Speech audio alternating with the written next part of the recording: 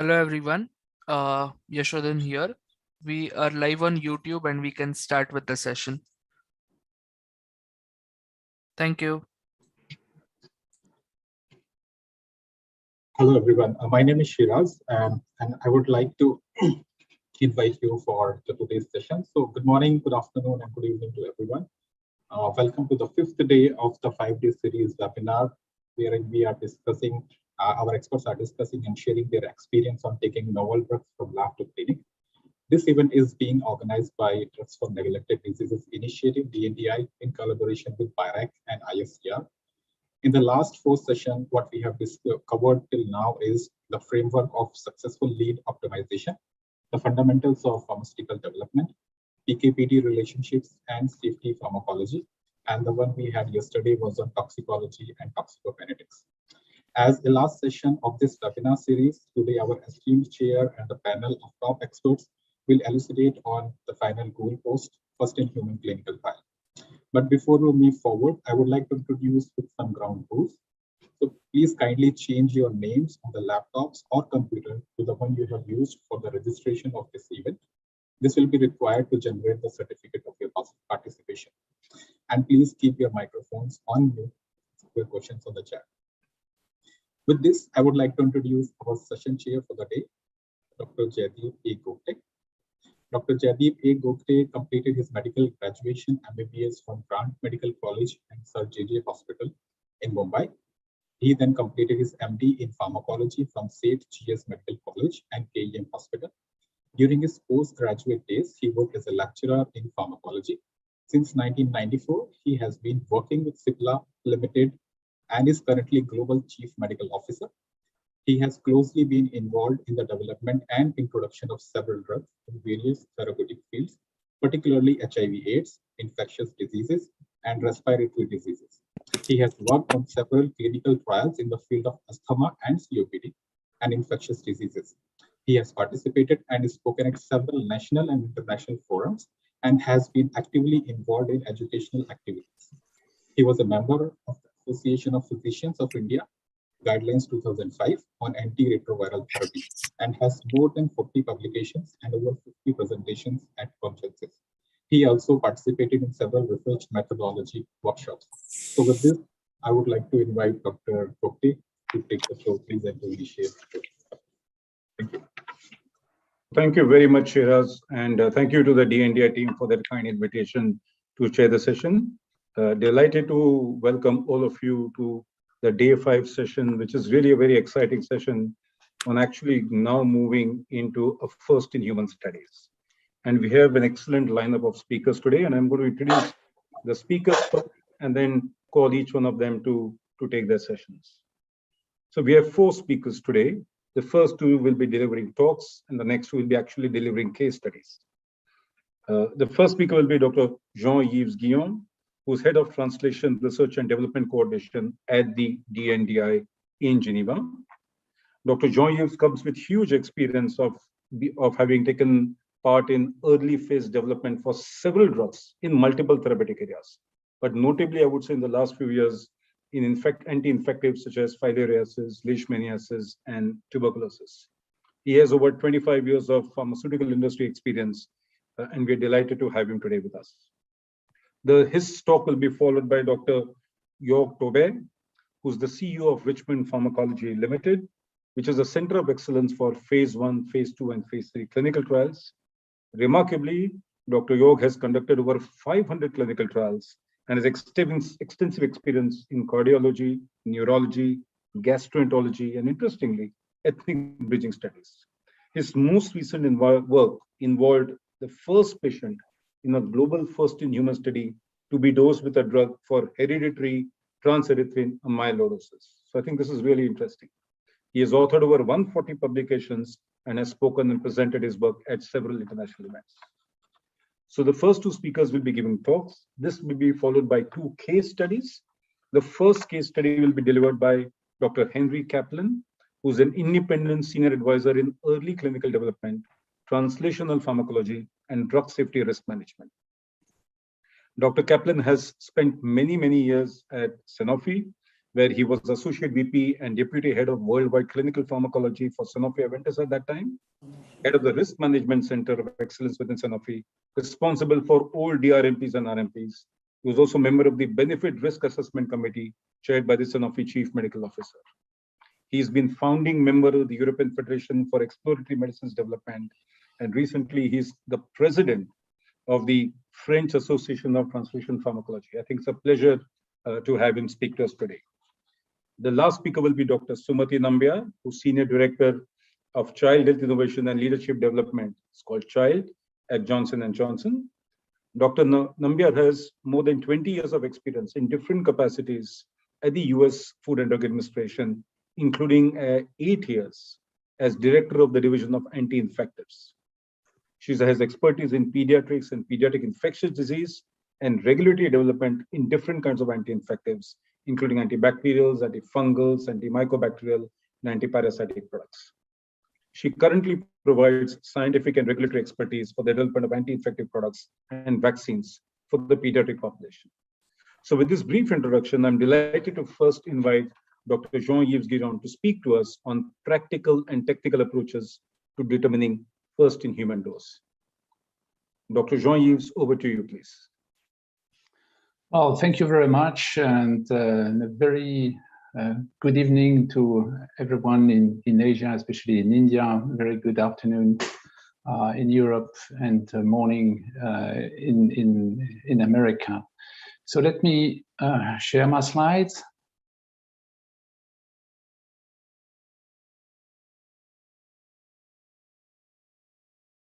Can you see them? Yes, we can see your slides. Please go ahead. Very good. So I will speak to you about these technical approaches for determining the first-in-human doses.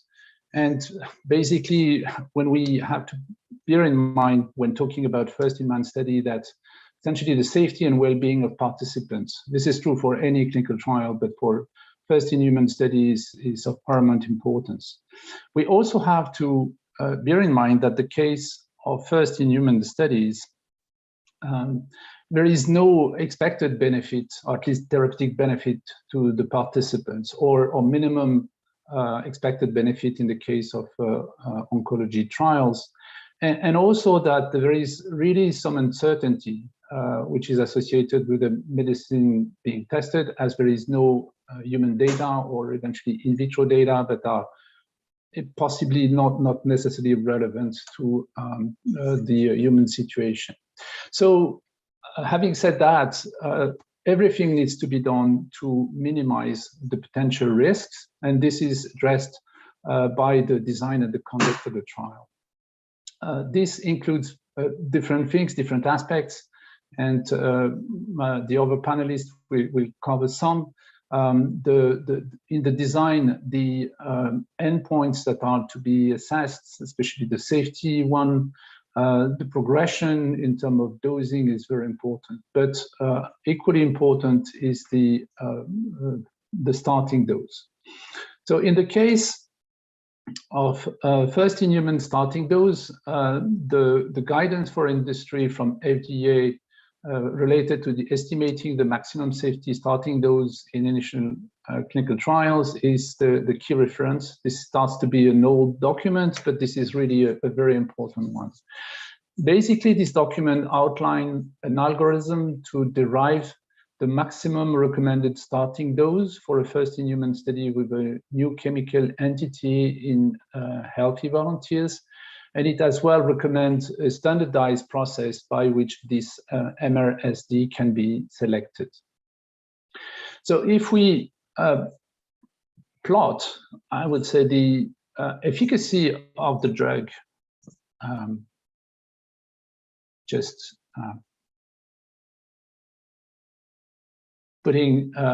if we plot the efficacy, which is here represented as an Emax curve, where you have a maximum efficacy here and lower efficacy there.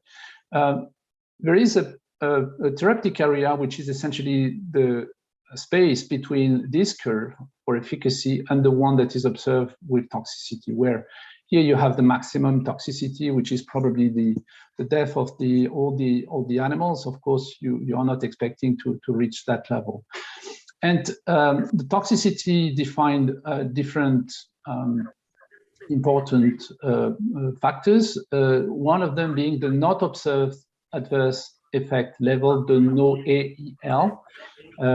It can be also be defined the NOAEL, the not observed effect level. But what is important is this NOAEL. Why?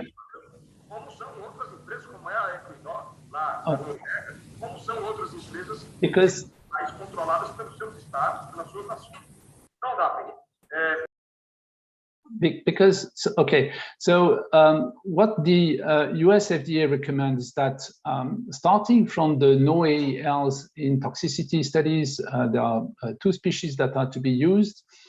If there is a justification for extrapolating these NOAEL in a human equivalent dose based on milligram per kilogram or any over appropriate normalization like a body surface, so in that case, the human equivalent dose is the NOAEL. If not, FDA recommends to use their converting factor that are also given in these guidelines for industry and convert each NOAEL to the human equivalent dose. From that, the most sensitive species, or the most appropriate species, is to be selected. We recommend to apply a safety factor, which is a minimum of 10, and from that as the maximum recommended starting dose. It looks relatively simple and straightforward, but in reality, in a practical case, there are a number of questions that needs to be asked first. So as an example, are the non-clinical toxicity species really relevant? Of course, one can think of, the metabolism, all the important metabolites in human need to be covered. But one can think also that at least one of the species needs to have the relevant target that will be in humans, so that this species is relevant. Another important consideration.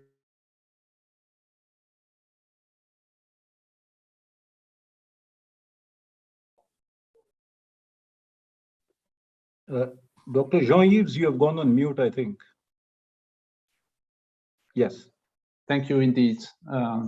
Apologize. So as I said, if the route of administration are different in the tox study and the considered first-in-human study, this is also very important to take into account.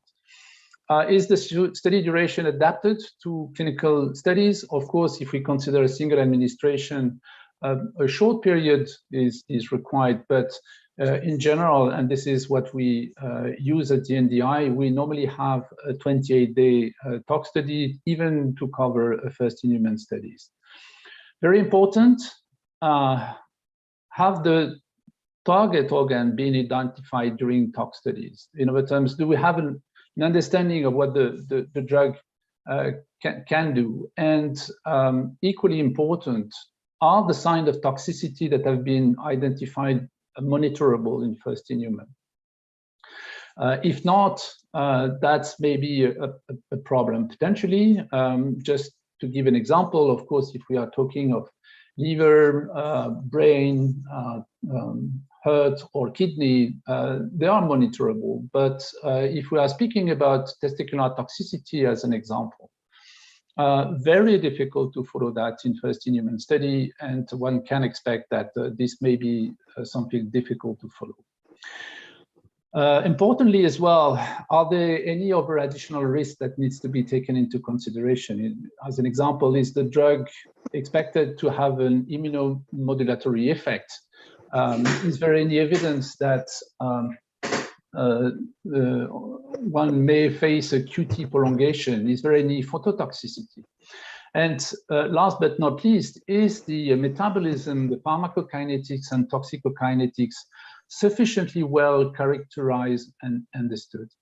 And just to illustrate that, I did not resist to refer to this old article that was a retrospective analysis of the bioavailability that was observed in preclinical species and later on in the first in-human.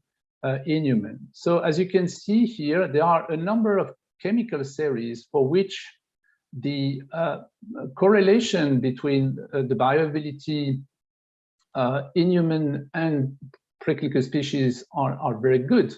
But as you can see, there are a number of also of chemical series where absorption was not very good in animals, and it was pretty random to what concerned the species, while the reverse was also true. There was preclinical species in which there was a very good absorption and very good bioavailability, where in human it was not so good.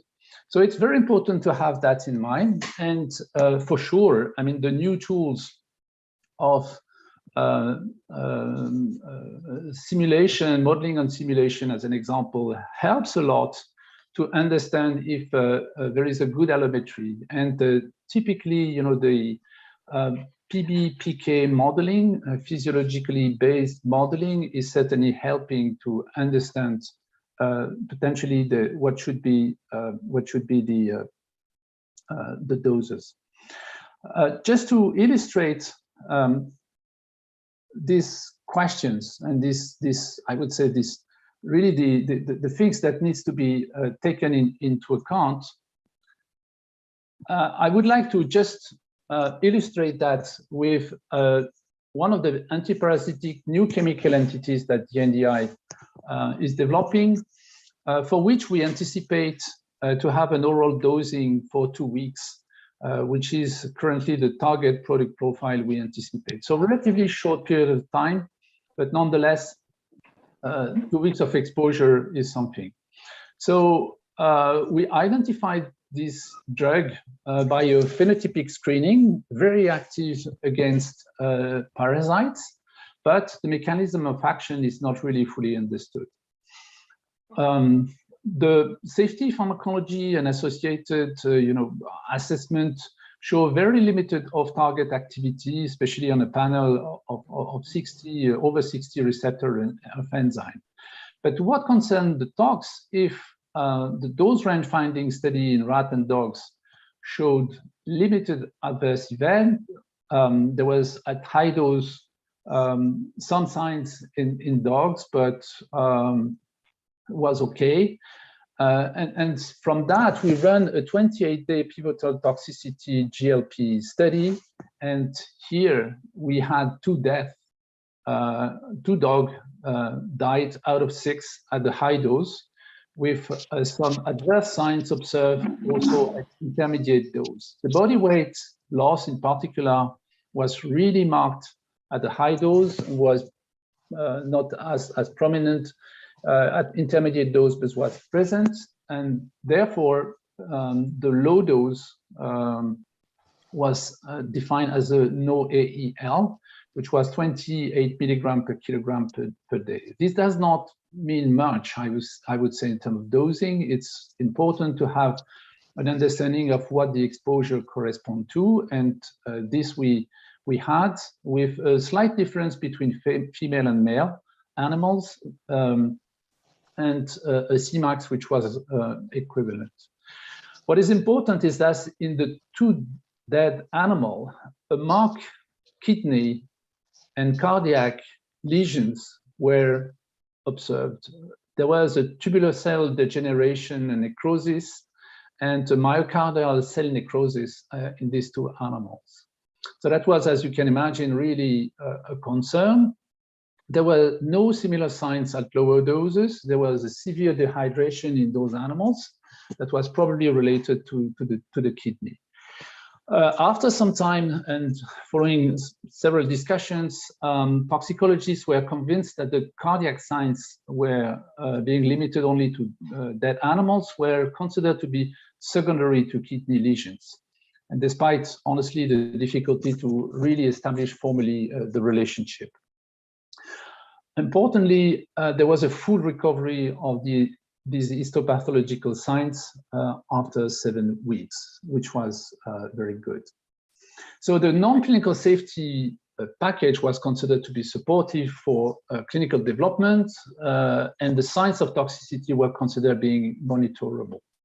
So using the FDA recommendations, this NOAEL in dog, which was the most sensitive species, translated, considering a safety factor of 10, into a dose of 1 milligram per kilogram as a starting dose, which for a human body of 70 kilo correspond to a dose of 75 milligrams. So really, that was the recommendation.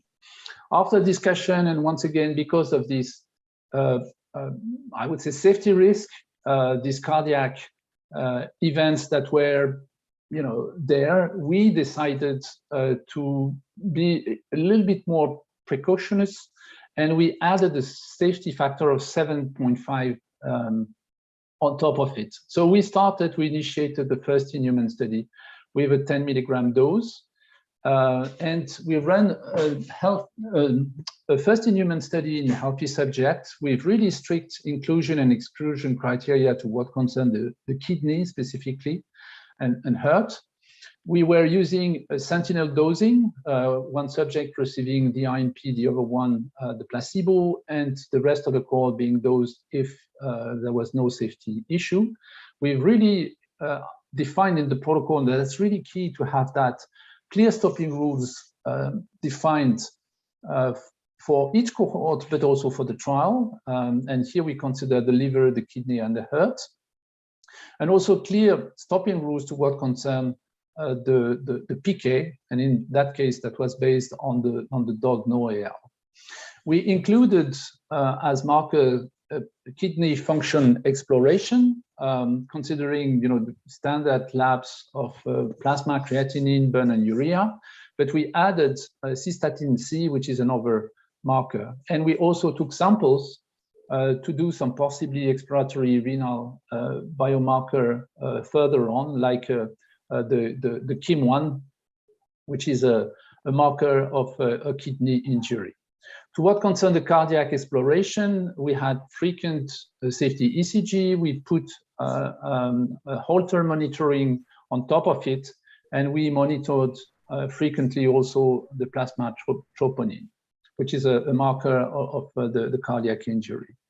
I'm glad to report that this single ascending dose study went very well with no real sign. We were able to go very high up, and we have now currently a multiple ascending dose study with that study.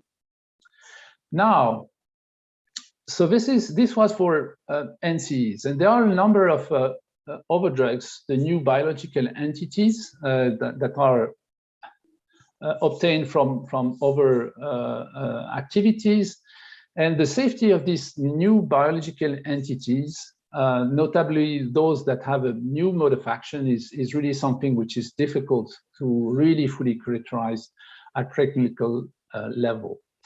For the biologicals, in general, the toxicity is often, not always, but often related to an exaggerated pharmacological effect. And we also need to bear in mind that for some of these molecules, the half-life in blood has nothing to compare with new chemical entities, especially, but not limited to therapeutic antibodies. This required, of course, to be particularly cautious in the definition of the starting dose in human.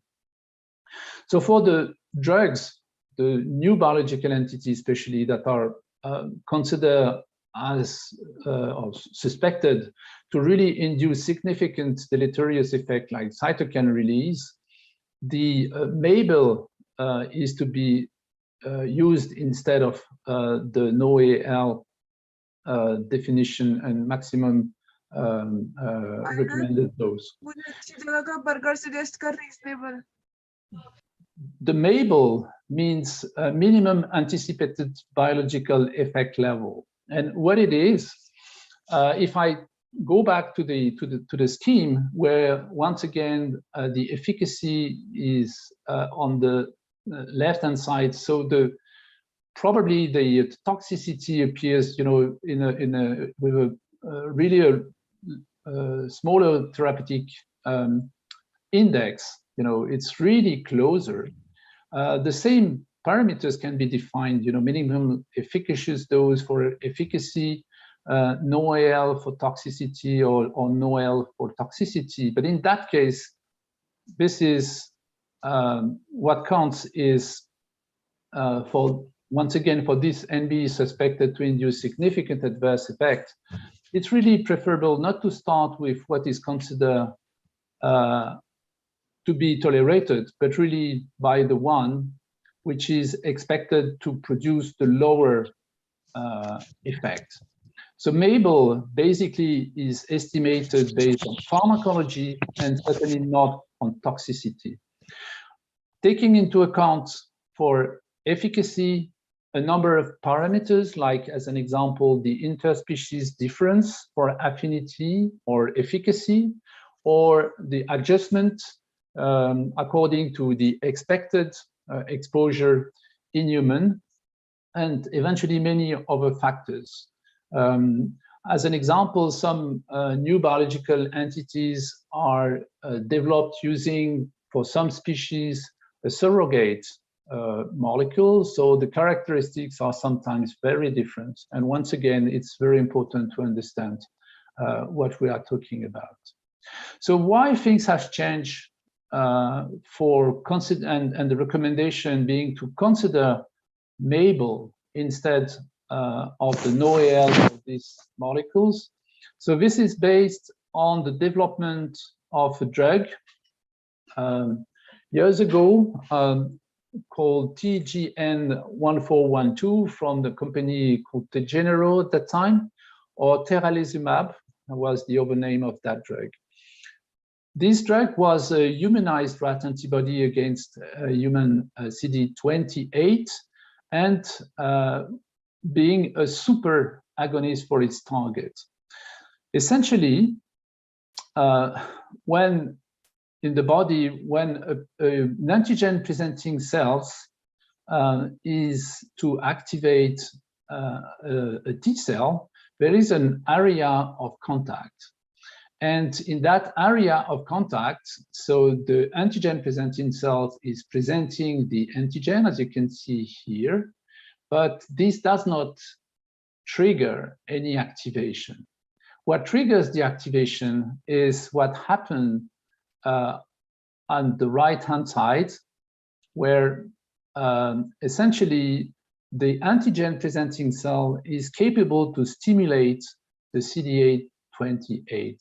So what occurred with the super agonist is that essentially the T cells being fully pre-activated, each time that an antigen presenting cell could present the cells, there was an activation or a super activation. Interestingly enough, the company at that time developed a drug for autoimmune diseases and exactly to the reverse on oncology.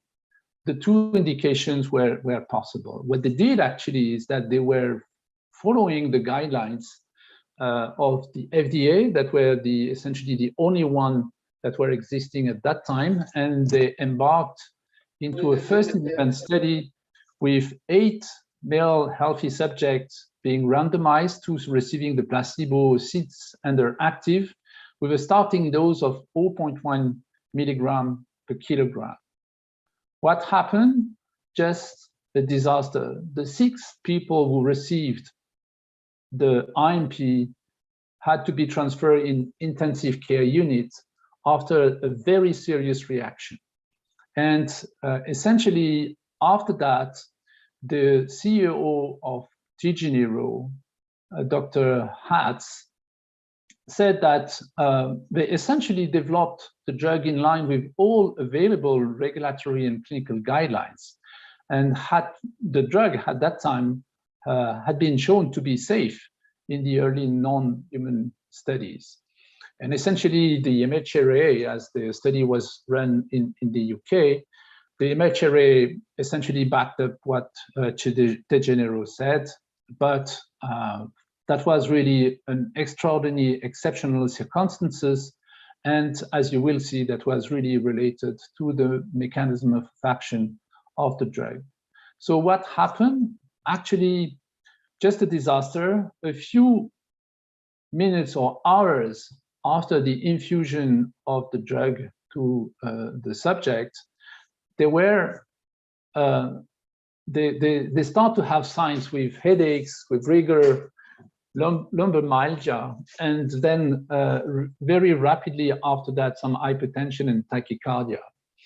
They had fever, lymphopenia, and monocytopenia. They received, of course, some medication. They received corticoids at that time, and there was a transient improvement. But what was evident here is that that was the first phase of the cytokine storm, and a few hours later, the third subject had a multi-organ failure, followed a few hours later by a second one, and then the 4 others in the 24 hours had exactly the same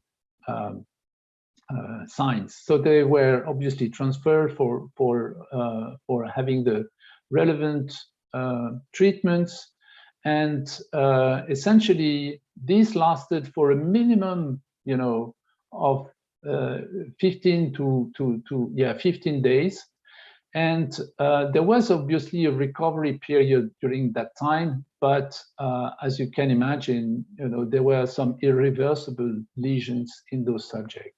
So what happened, in terms of cytokines, they experienced, a very severe cytokine storm, and this illustrates the levels that were observed in terms of some specific cytokines. Look at, as an example, IL-6, which was simply not measurable in the blood for a minimum of 3 years, so high that it could not be measured. So that was really severe, and there was really significant consequence for this gentleman. So what happened, as I said, there was a lot of discussion after this accident, and a lot of data have been produced to try to understand what went wrong. And one of the most convincing argument was this article that was published almost a year after the accident, that showed that essentially in presence of the drug, the proliferation of lymphocytes, which is reported on the top, or the percentage of lymphocyte being positive for IL-2 after 6-hour incubation, showed that, in human, which is in gray, there was a bell-shaped curve. So honestly speaking, from my perspective, seeing this kind of curve would have made me really suspicious of the use of that drug, because once again, with really limited variation in terms of dosing, the effect could be dramatically different. The other thing that this experience demonstrated is that essentially the cynomolgus, which was used for the toxicity study, was not relevant. Why?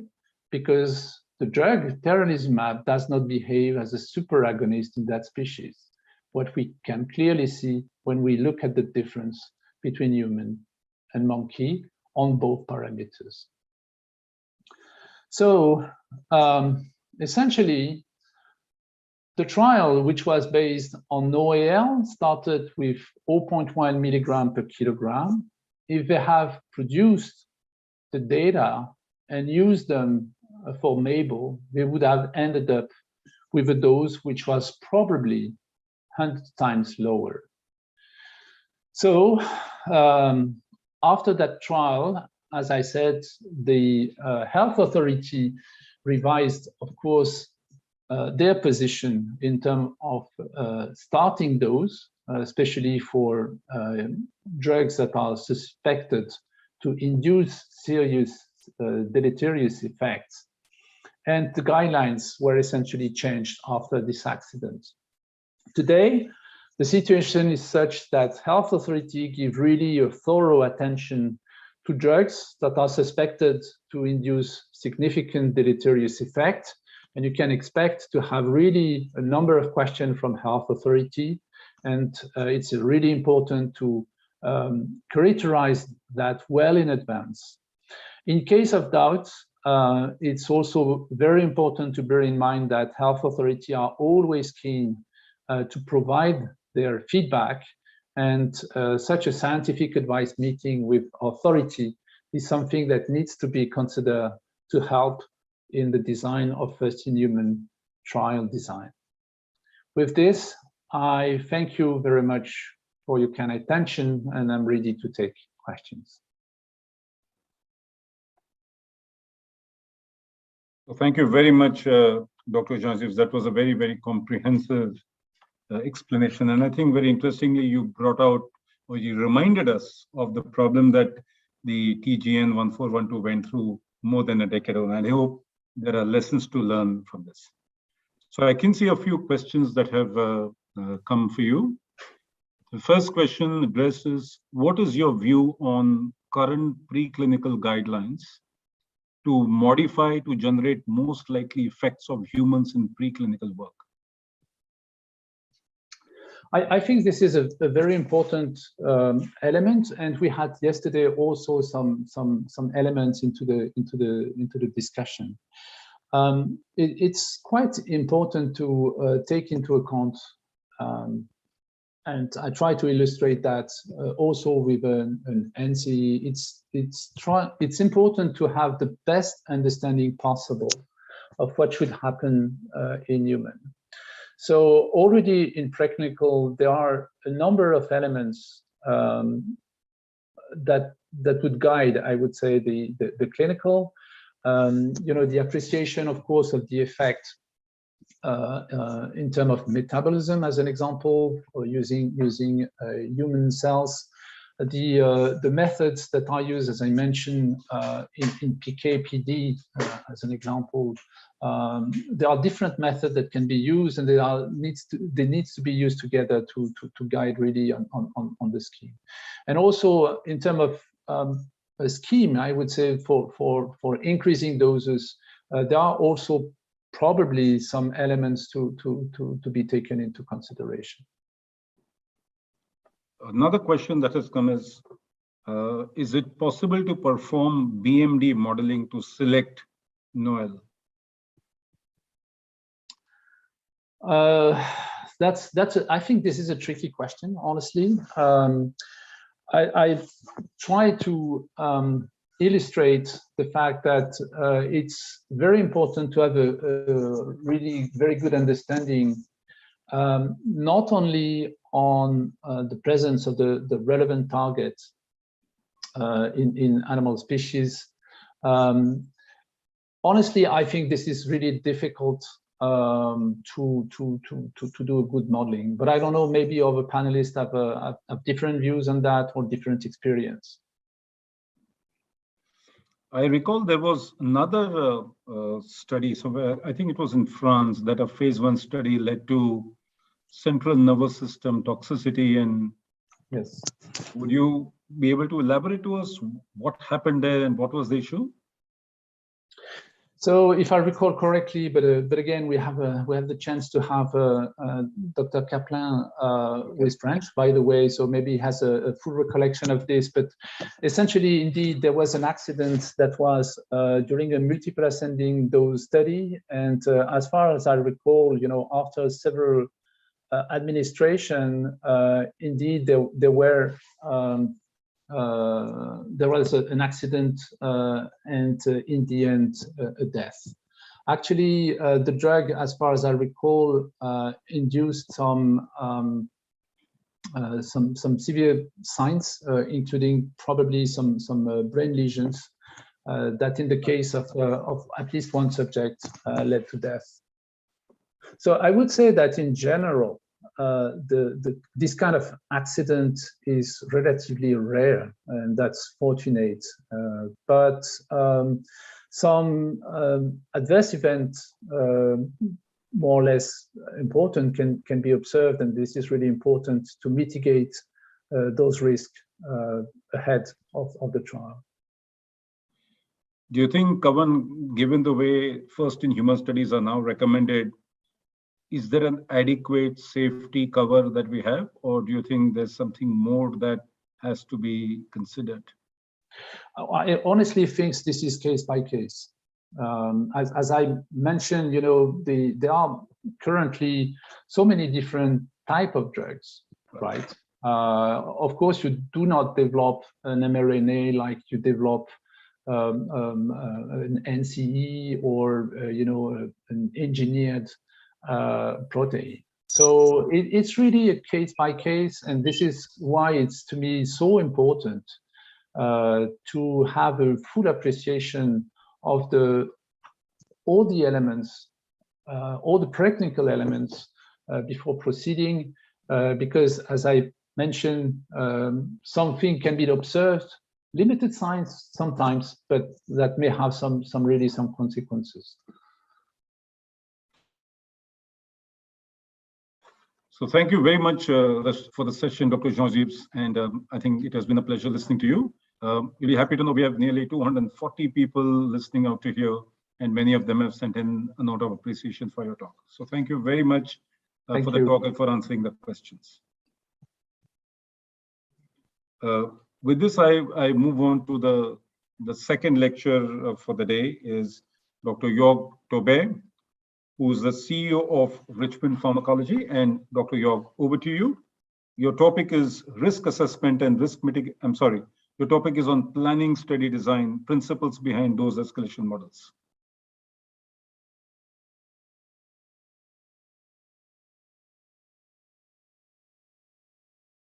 Yes, we can see your slides.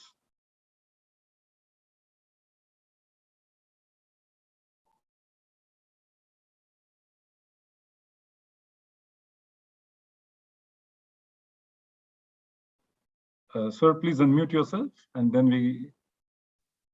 Apologies, I couldn't quite unmute myself. So thank you very much for the kind introduction, and thank you very much for inviting me to this interesting meeting. I very much appreciate it. You've already given an introduction, so I shall only say my name is Yves Taubert. I am a clinical pharmacologist working predominantly in cardiology, and on this picture you can see where I currently am. i.e. in the middle of London, and here I run a fairly active practice. I'm a principal investigator for many first-in-human studies, and these range from small molecules to gene editing approaches. And of course, in this wide range, I'm trying to give you a presentation on dose escalation studies and first-in-human studies spanning this very varied field of new medicines, which we are now seeing. Before I start, I want to make a disclaimer. Of course, all I say is my personal views, and they don't represent any of the organizations I work with or I'm associated with, and all the mistakes I might make are my own entirely. Now, given the political situation, there's also an appeal I want to make. We all, I think, can agree that wars cause an enormous amount of human suffering, of innocent people being drawn into the most unfortunate situation one can imagine. And since I'm not asking or receiving an honorary for this presentation, I would very much appreciate if some of you could maybe donate to the charities helping the civilians in the Ukraine. I would thank you very much.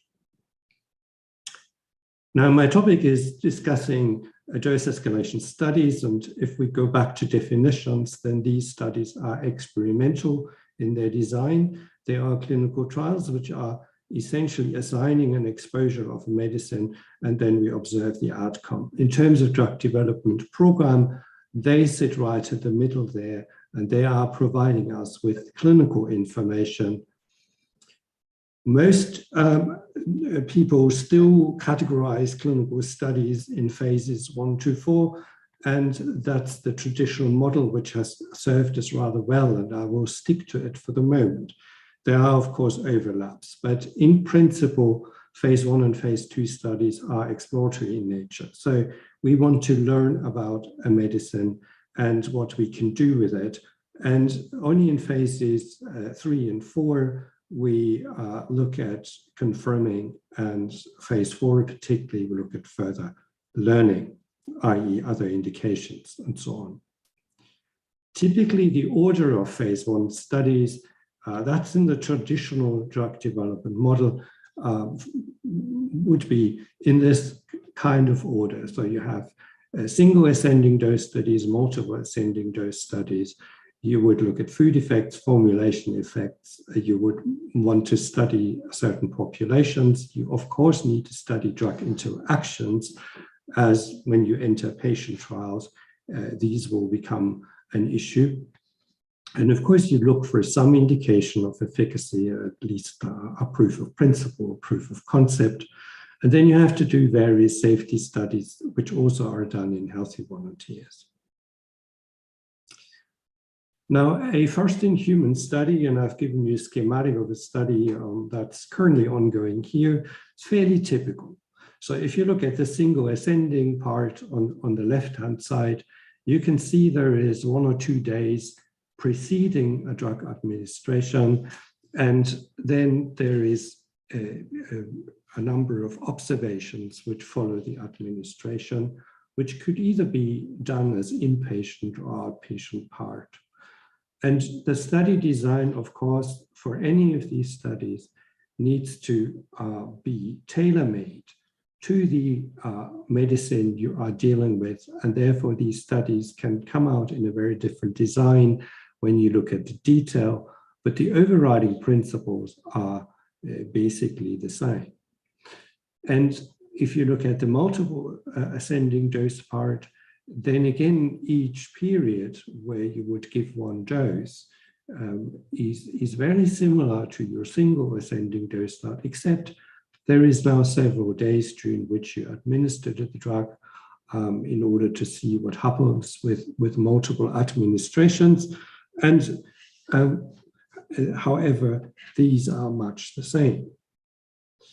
Now, if we look at the entirety of a dose ascending program, let me call it that, and this is a study which at the bottom I give you a reference so you can look it up in literature. You see the first column on the left, where we're ascending in single doses from cohorts 1 to 5. We allow in our protocols normally also the conduct of optional cohorts in case we come across something we hadn't anticipated. We then move on, in this case, to an ethnic study. This is 1B. So again, single ascending doses in Japanese in this case. We look at a food interaction part, which is a crossover design. So the same volunteers are dosed twice, just with and without food. And you then move on to the multiple dose part. And again, you look at different populations in this program. Now, importantly, and this was shown on the previous slide here at the bottom, it is very important, of course, that between cohorts, there are conferences which are termed differently by different people, but essentially they're a formal assessment of the findings of a cohort you've just dosed, and you look at the safety and the PK. And nowadays, in following the various accidents in phase 1 that have occurred over the decades, not many, but noteworthy, it's now pretty much a requirement here in the UK that you would always look at the PK data as well. And the reason behind that is that there is a lot of information that can be drawn from it to keep the volunteers safe. And of course, when you're doing this, you also need to conform with minimum quality standards. In other words, you need to be assured that the data you look at is not merely just interim data which someone's jotted on a piece of paper, but it has to have gone through a proper quality process so that the data you look at actually is the exact same data that will appear in your reports later. These are all safeguards which we are making in order to make sure that no one comes to harm. Now,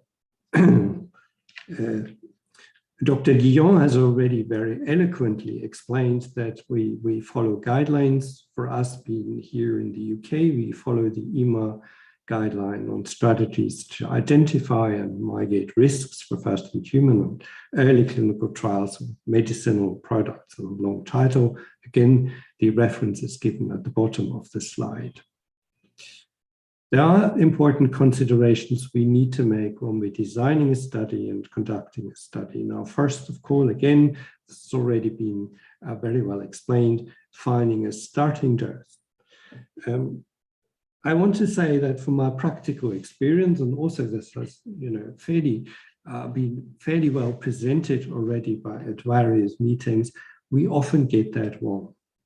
It's not only in the case of the Tetanero study, where a certain chain of event led to miscalculating the starting dose, but it is also for small molecules. And despite all the excellent methodologies we have, we often are confronted with a situation where the effects of that chosen starting dose by way exceed of what we expect, which may be a minimal biological effect, or just a very small degree of pharmacological action.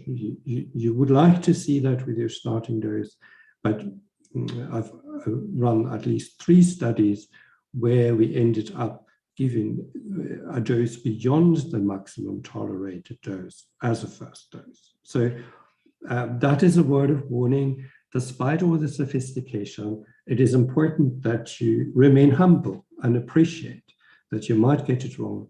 And of course, if it's too low, that is annoying, but not a problem. But if it is too high, then it is a problem. You also would then look at the dose escalation steps. And what tends to be common practice is that you allow up to a 3-fold increase when indeed you start with very low doses with no effects or very minimal effects.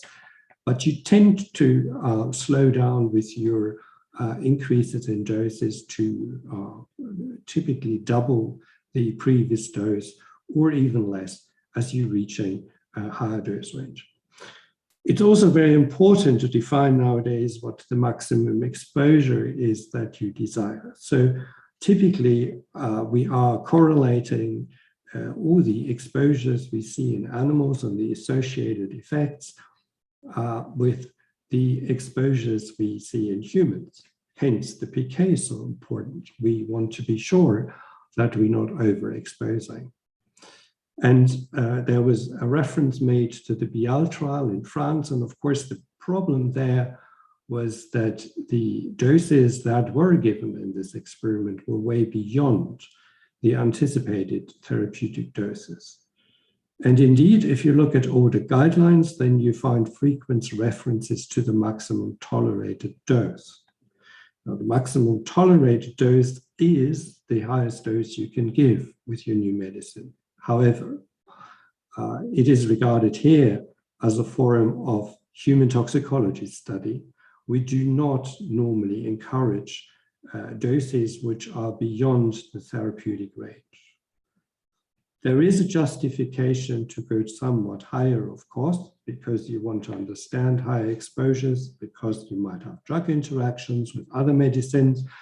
You might need to do assessments of cardiac safety, where you normally need multiples of your therapeutic dose. So there is a justification to give higher doses, but there's no real justification to find out at what point the medicine starts causing side effects, which are highly undesirable. I'm not talking about trivial side effects like headaches. I'm talking about proper toxicities. Now, other considerations for the design of your study are, of course, what population do you want to include in your experiment? And traditionally, we would always start a program in humans in healthy volunteers. It would be very unusual outside cancer oncology to test a first-in-human dose in a patient population. But I'll speak more to that in a moment. There is, of course, medicines which are exclusively for females. So clearly your study population would be females. And of course, when you are designing a study that is conducted on females, then you will have to make various considerations with contraception and fertility, etc., etc. A further consideration then is the sample size. Now, traditionally, we tend to work with groups of cohorts of 6 volunteers per dose level, with the addition of a couple of volunteers receiving placebo. So typically 6 to 2. And each of the cohorts in a single ascending dose study would then normally enroll a new cohort of people, 6 receiving active and 6 receiving placebo. In a multiple dose study, which typically has fewer cohorts than the single ascending dose, which of course spans from very low doses to relatively high doses, with a multiple dose study, you typically only look at 3 dose levels, which sits sort of in the lower anticipated therapeutic range, the middle and the top of it. And here we typically use groups of 12 volunteers, either 8 or 10 on active and 2 or 4 on placebo. And one of the reasons for doing so is, of course, that we need to consider that sometimes in a multiple dose study, participants are excluded over the course of the trial. But more importantly, if a study is if a medicine is intended for multiple administrations, arguably, this is the much more important data for you, which allows you to understand whether the drug accumulates or you see the opposite, where we develop tolerance. So in other words, with continued exposures, we see less of an effect. We can also consider crossover studies. So for instance, you could run a single ascending dose study in 2 cohorts. The first cohort takes the first dose and the third dose, and the 5th dose, and the second cohort takes the 2nd, the 4th, and so on. I don't advise that because typically these studies are really very hard to manage from a practical perspective, but they're possible and there are instances where they're justified. In terms of use for biomarkers, educating the design of phase 2 studies, that's of course a wide field, as it is principally relatively easy to conduct studies in healthy volunteers, but you at the same time want to get an indication what to use in patients. You look for biomarkers, and that's of course a whole field in itself. Modern studies are often adaptive, and that is shown on this little diagram here. So the traditional fixed sample design is you design a study, you get it approved, you do it, you analyze it, and if you got it wrong, then you have to do it again.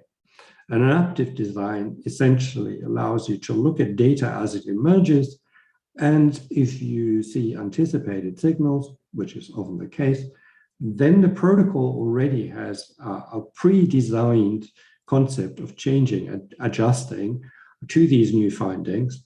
So if it's something totally unexpected, it might not be covered, but some of the findings, such as an unexpected PK, you can almost predict it. So you can put in wording in the protocol and get the regulator's approval for that protocol. And the principle is the regulator needs to be happy with the worst case. So you're effectively designing the boundaries. You've already seen on my diagram previously, the various parts of phase 1 work can be combined. They can also be in a protocol, but they can also be run as standalone trials. It depends on the regulatory environment you work in and various other factors.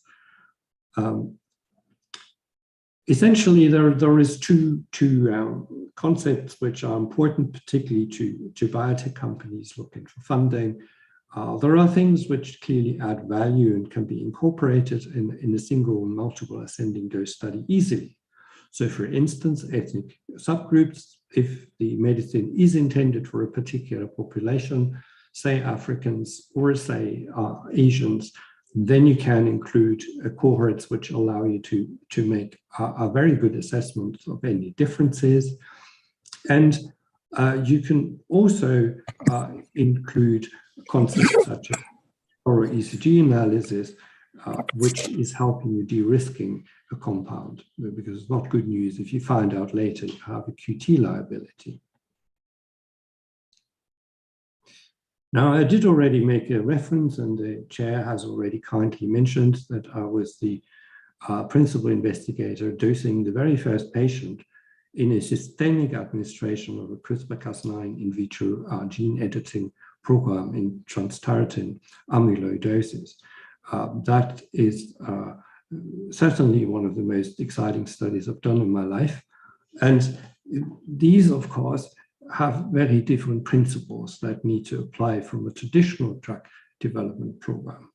Now, there is various advanced therapies in between a full gene editing program where you have a single point mutation, which you correct, and if you do, the patient's okay for life. You can also, of course, use mRNAs, as we all know very well known from the vaccine developments, which allow you to knock down the proteins that are encoded by a genetic mutation.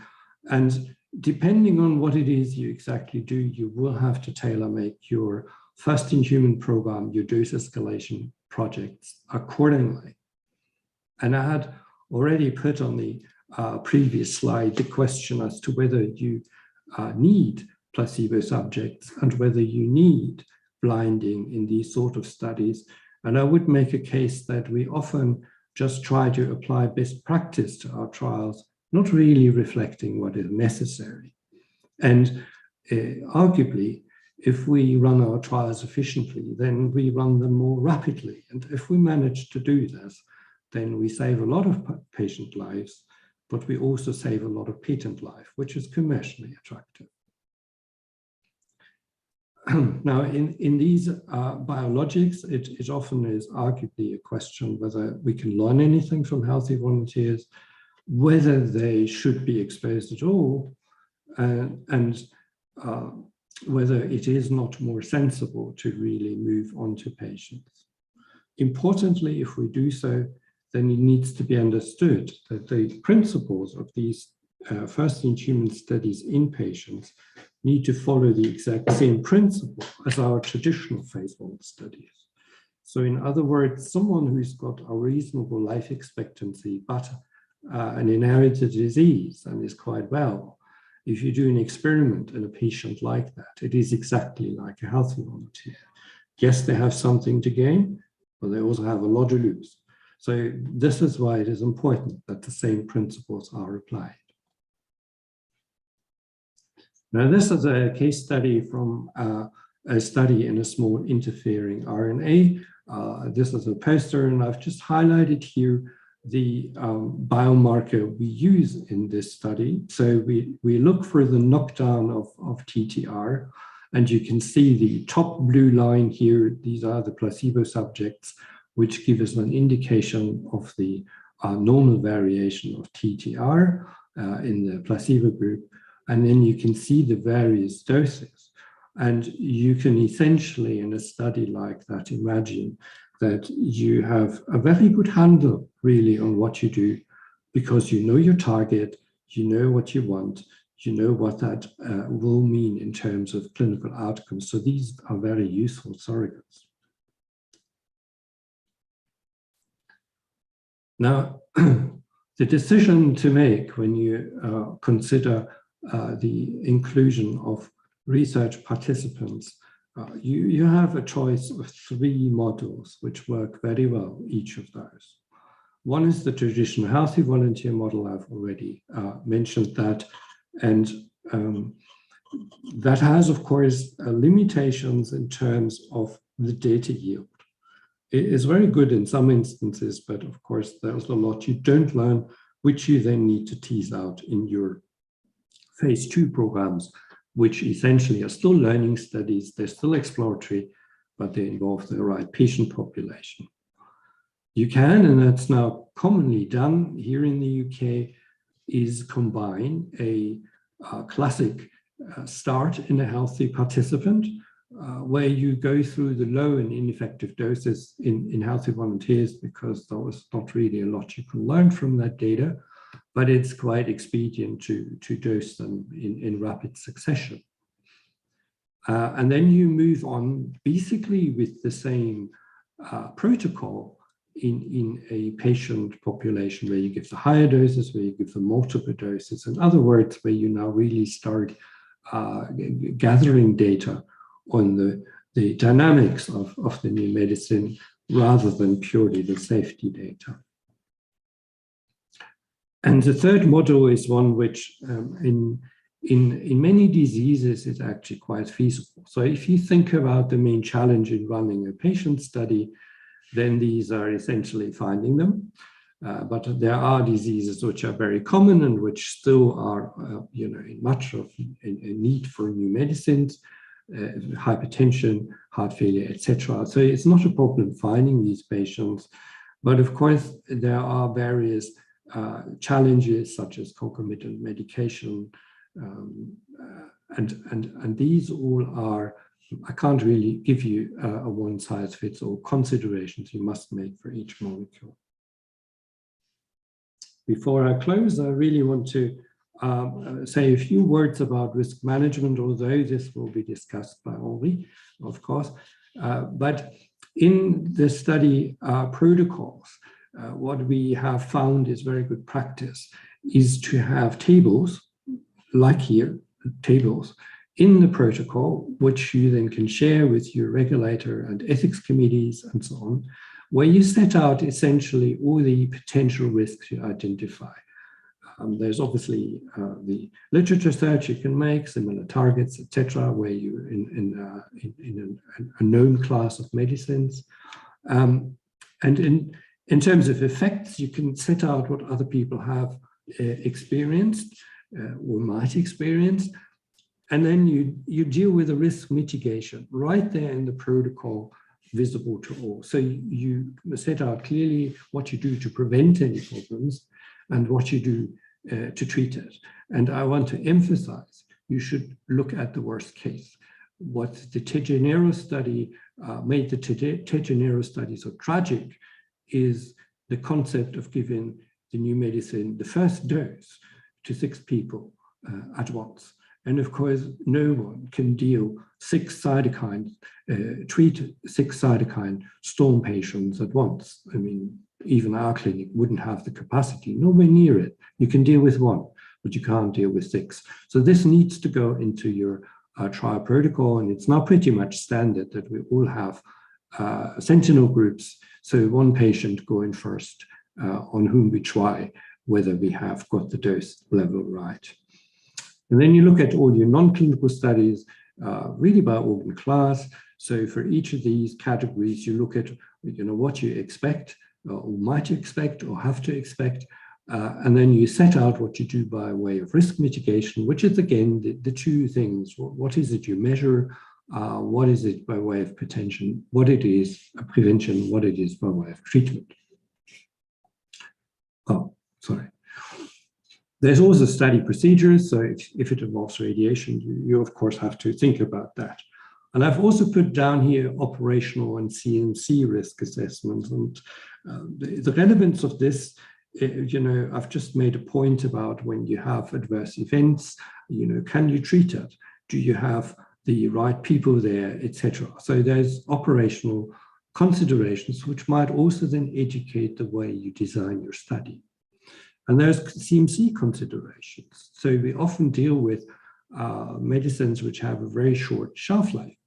But we also know that side effects often are a consequence of rapid infusions, and that these side effects can be reduced or even avoided if infusions are given over a longer period of time.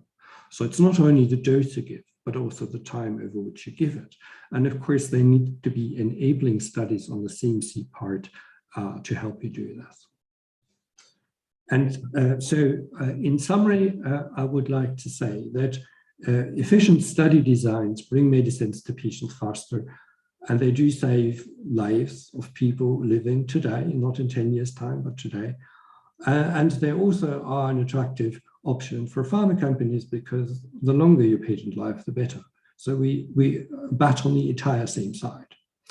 For small molecules, clearly the drug development process is well established, it's safe, and the applicable guidelines, I think, if used intelligently, are brilliant. But whilst we will continue to study small molecules, I think we need to now start looking at biologics and the consequences, how this is going to transform the way in which we perform early phase studies. And that is something I'm very much interested in. And I know that the regulators are grappling with it too. I've already said we must apply the same principles. The principles set out in oncology studies, which of course are first inpatient studies traditionally, they don't really apply here. And of course, the most important key success factor for advanced protocol is the ability to design study exactly around the requirements of the medicine. So don't take something off the shelf, start from scratch and do a good job. And with that, I'll leave you. Thank you very much. Thank you very much for the presentation. There's a couple of questions here for you. The first really is, in your experience, which type of toxicities or adverse effects found in preclinical models are more likely to happen in the clinical phases? Is it related to the liver or cardiac or any other side effects? That's a very good question and very hard to answer. So from my perspective, of course, all the exaggerated pharmacological actions, they typically are predictable from animal studies, and we do not tend to see many surprises here. The idiosyncratic aspects, of course, mostly in the immunology sector, of course, they're hard to predict, and they can be quite worrying on the ground. And I think those examples where the preclinical programs haven't really been all that helpful tend to be mostly immunology. Okay. So one of the questions that comes to our mind here is, in the COVID pandemic, we have seen rapid development of both vaccines and drugs. For example, you know, vaccines came within a year or less than a year of the pandemic, and pharmacotherapies have come within less than 2 years. What was so unique about these study designs that brought them so quickly? What would be your comment? I think that I'm really excited by this because it has shown us that we can do a lot more than hitherto was deemed possible. Now, of course, there was a global effort and everybody pulled all stops to make things happen. I don't think the response to an emergency situation is transferable to normal drug development. I think that has to be borne in mind. But there are a lot of things we currently do in drug development which can be streamlined, simplified, and as I've just said with my examples, there's a lot of things we consider as bad practice, and therefore we do it because we've always done it. We shouldn't. We should look at each individual compound, what it is we want to do. Is it really necessary to have healthy volunteers? And if we do this in a concerted effort between regulators, investigators, and pharma companies, then I think we can do a lot better than we've done in the past. So you do believe that we do have some lessons to take even for normal drug development in the absence of a pandemic? Totally, yes. So yeah. Thank you very much, Dr. Yoktobel, and I think what a very fascinating presentation. And I think you have outlined some very, very important principles of how we should think when we are escalating doses, whether it is patients, and you highlighted that it should be same whether it is patients or principals. Doesn't really matter, both. So thank you very much for your presentation. And with that, we move on to the second part of the session, which is essentially based on case studies The topic is the same, which is essentially risk assessment and risk mitigation strategies while planning phase 1 clinical trials and critical reasons for delay when conducting IND CT enabling studies. On this topic, we have two speakers and would like to invite the first speaker to cover this, Dr. Henry Kaplan. Dr. Kaplan, over to you, please.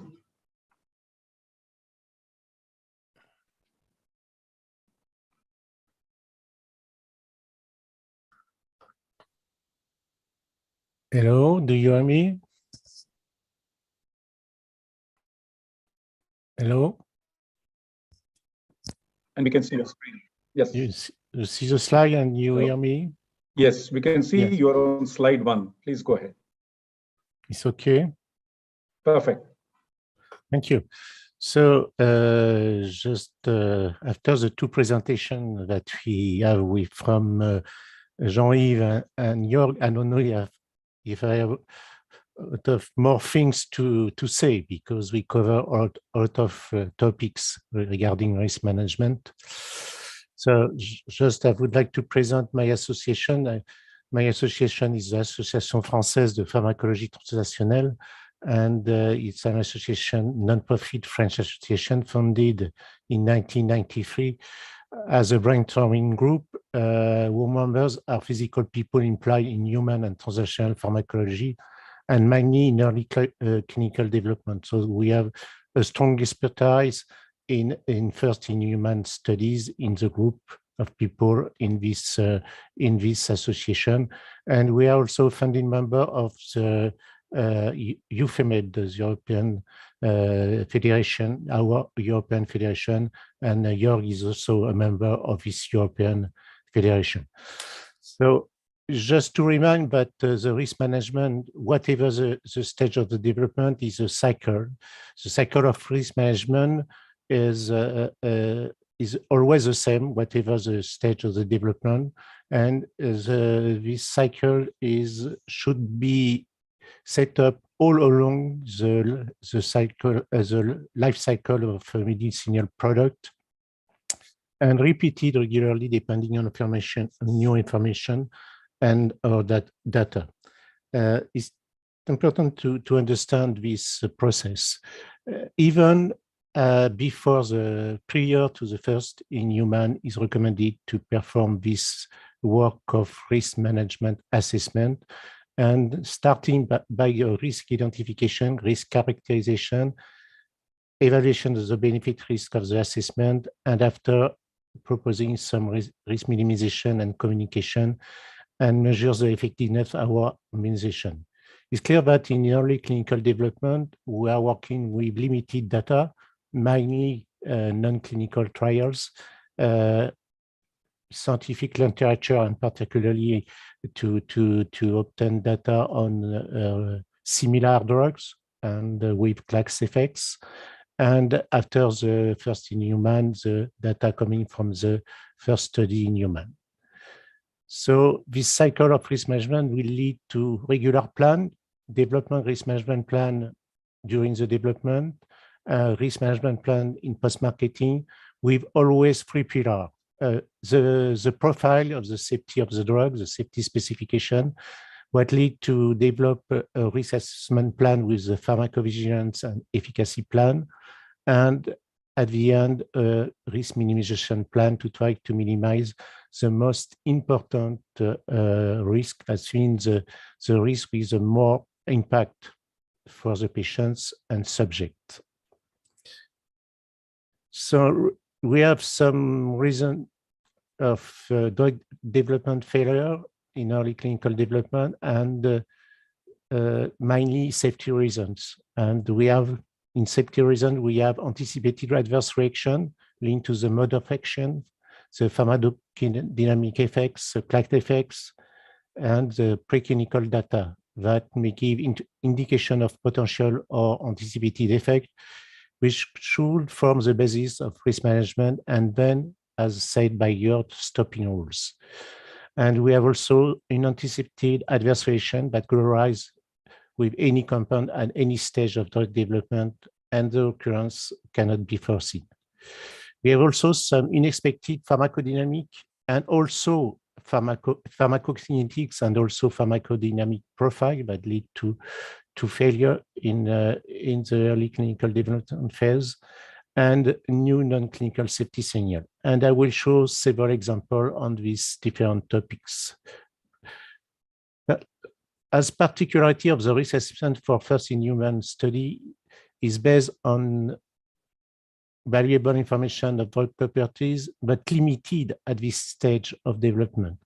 And available non-clinical data, the mode of action, the target engaged, information on similar drugs, and this is very important, class effect, but not only pharmacological, but also chemical, therapeutic, and with product with related similar regulatory story in the area. And also the data coming for the first-in-human with emerging safety data, taking account that it's not necessarily serious safety data, is sometimes a series of moderate or even non-serious severe adverse event in a first-in-human. Dr. Kaplan, I'm sorry to interrupt. We can still see only slide 1. So, oh, sorry. Because I share the slide and it's running in my computer. Okay, on what we are seeing here is just still the title slide, which is slide 1. Yes, I think it's clearly an issue. So I will try to share again. Yes, maybe you can unshare and share again. Yeah. Is it better? Yes, we can see slide 2 now.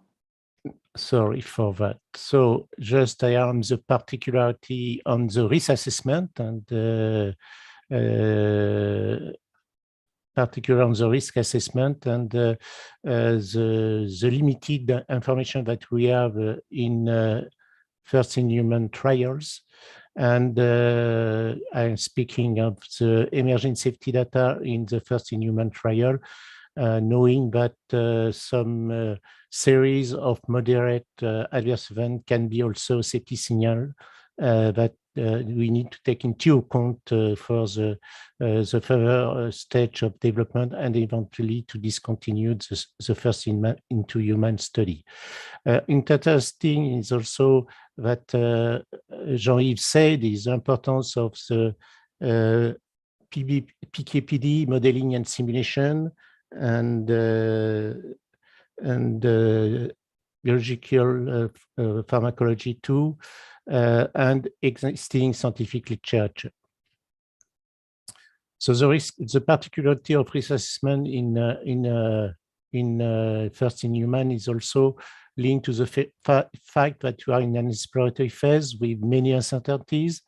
We have some question mark on predictability of preclinical data with poor transactionality of some models to human clinical trials in terms of efficacy and safety, and also inadequacy sometimes of animal models. And we have seen in some cases, and for example, for the T-Généraux issue, the novelty and particularly with the new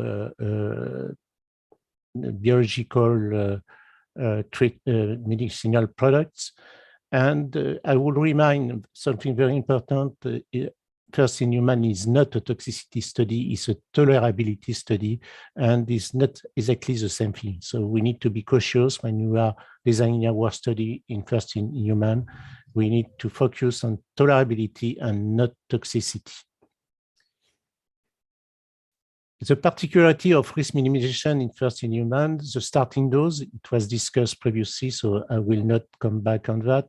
The starting dose should avoid toxicity and the initial dose and should be high enough to allow reasonable rapid attainment of phase 1 clinical trial objective. So dose escalation increase and dose increase that need to be cautious and with a careful review of safety, PK and PD data between all doses.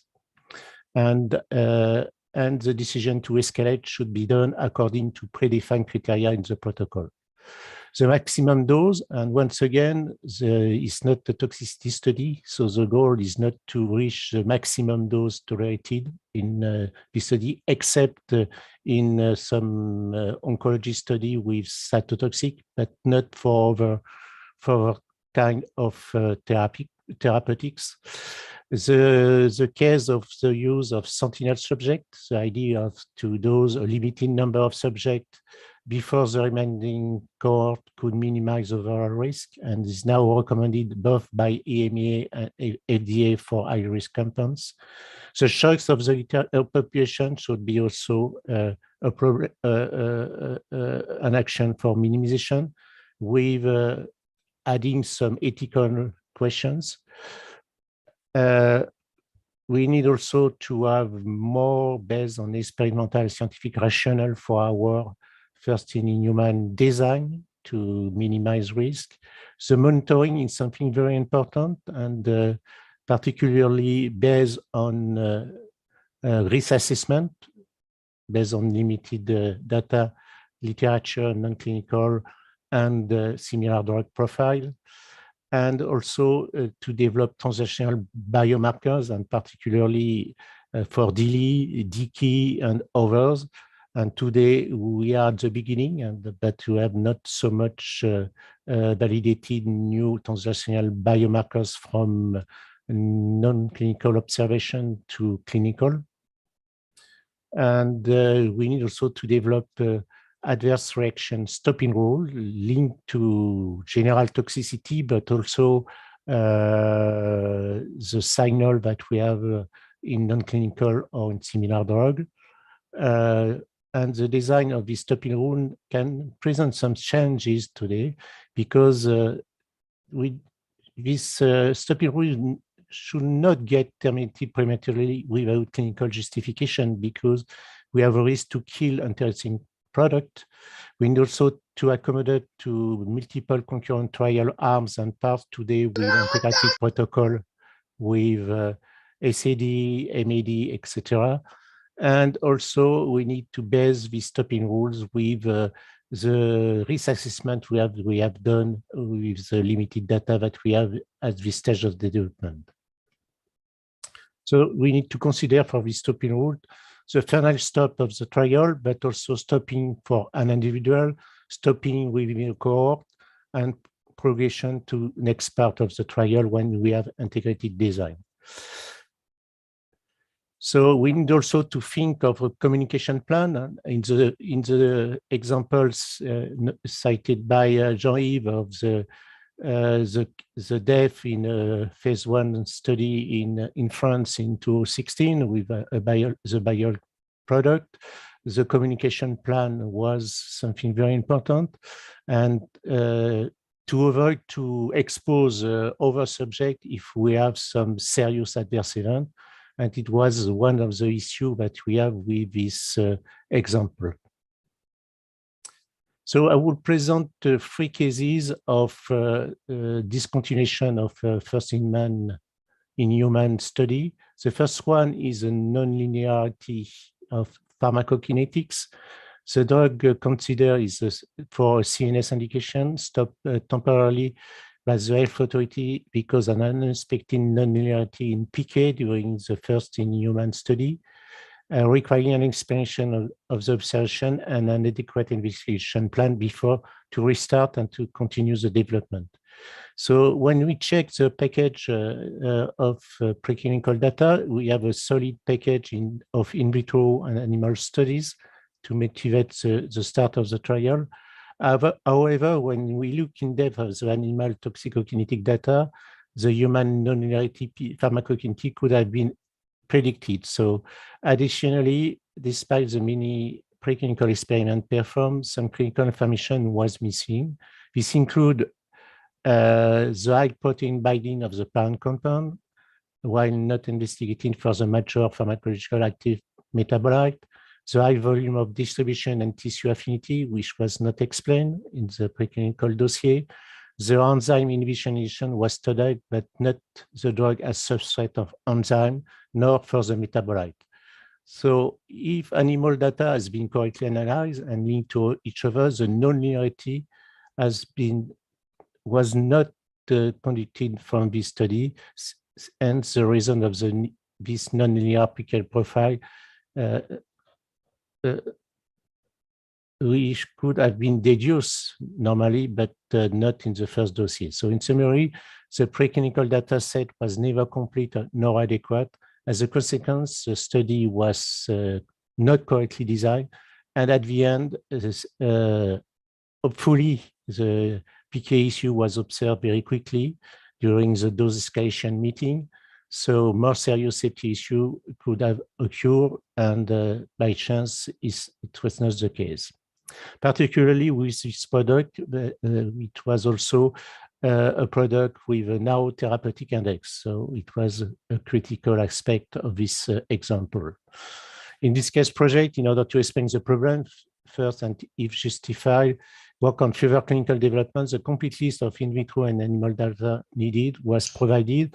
And we use, as said by Jean-Yves, modeling and simulation to try to explain the reason of this nonlinearity and to try to design the next stage of the development. The second issue is an issue with a new potent and selective and orally active fatty acid amine hydroxylase inhibitor.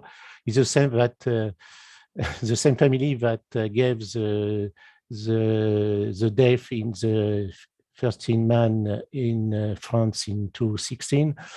And this product was developed for the treatment of anxiety disorder and depression and affirmative pain. And you can see here the results in the multiple dose regarding the triglyceride. In non-clinical data, we have no signal on cholesterol or triglyceride, but in the first in-human study, we observe with the fourth dose in the multiple dose an increase, a very important increase of triglyceride with a dose dependency. And this increase was lead to the discontinuation of the study to try to understand the reason of this increase of triglyceride. It was not completely surprising because FAH inhibitor, FAH act on hydroxylation enzyme for specific lipids and a synthetic enzyme for other lipids. So we found after some explanation, but when we receive the results of the data, it's an emerging safety signal, and we discontinue the study in order to better understand and to develop further this product. The last case is a new anti-tuberculosis. Dr. Kaplan, my apologies, we've sort of run out of time, so I'm just wondering if you could wrap up so I can move to we can move to the next speaker. Okay.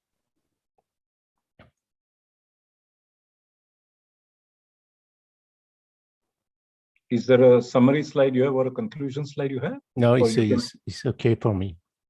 Okay. So apologies about that, Dr. Kaplan. No problem. Technical issue. Thank you very much. We'll have questions for both the speakers of this session at the end. So I request now Dr. Sumati Namibia to take her presentation, and also similarly, the topic is the same. It's again case-based discussion. So Dr. Sumati, over to you.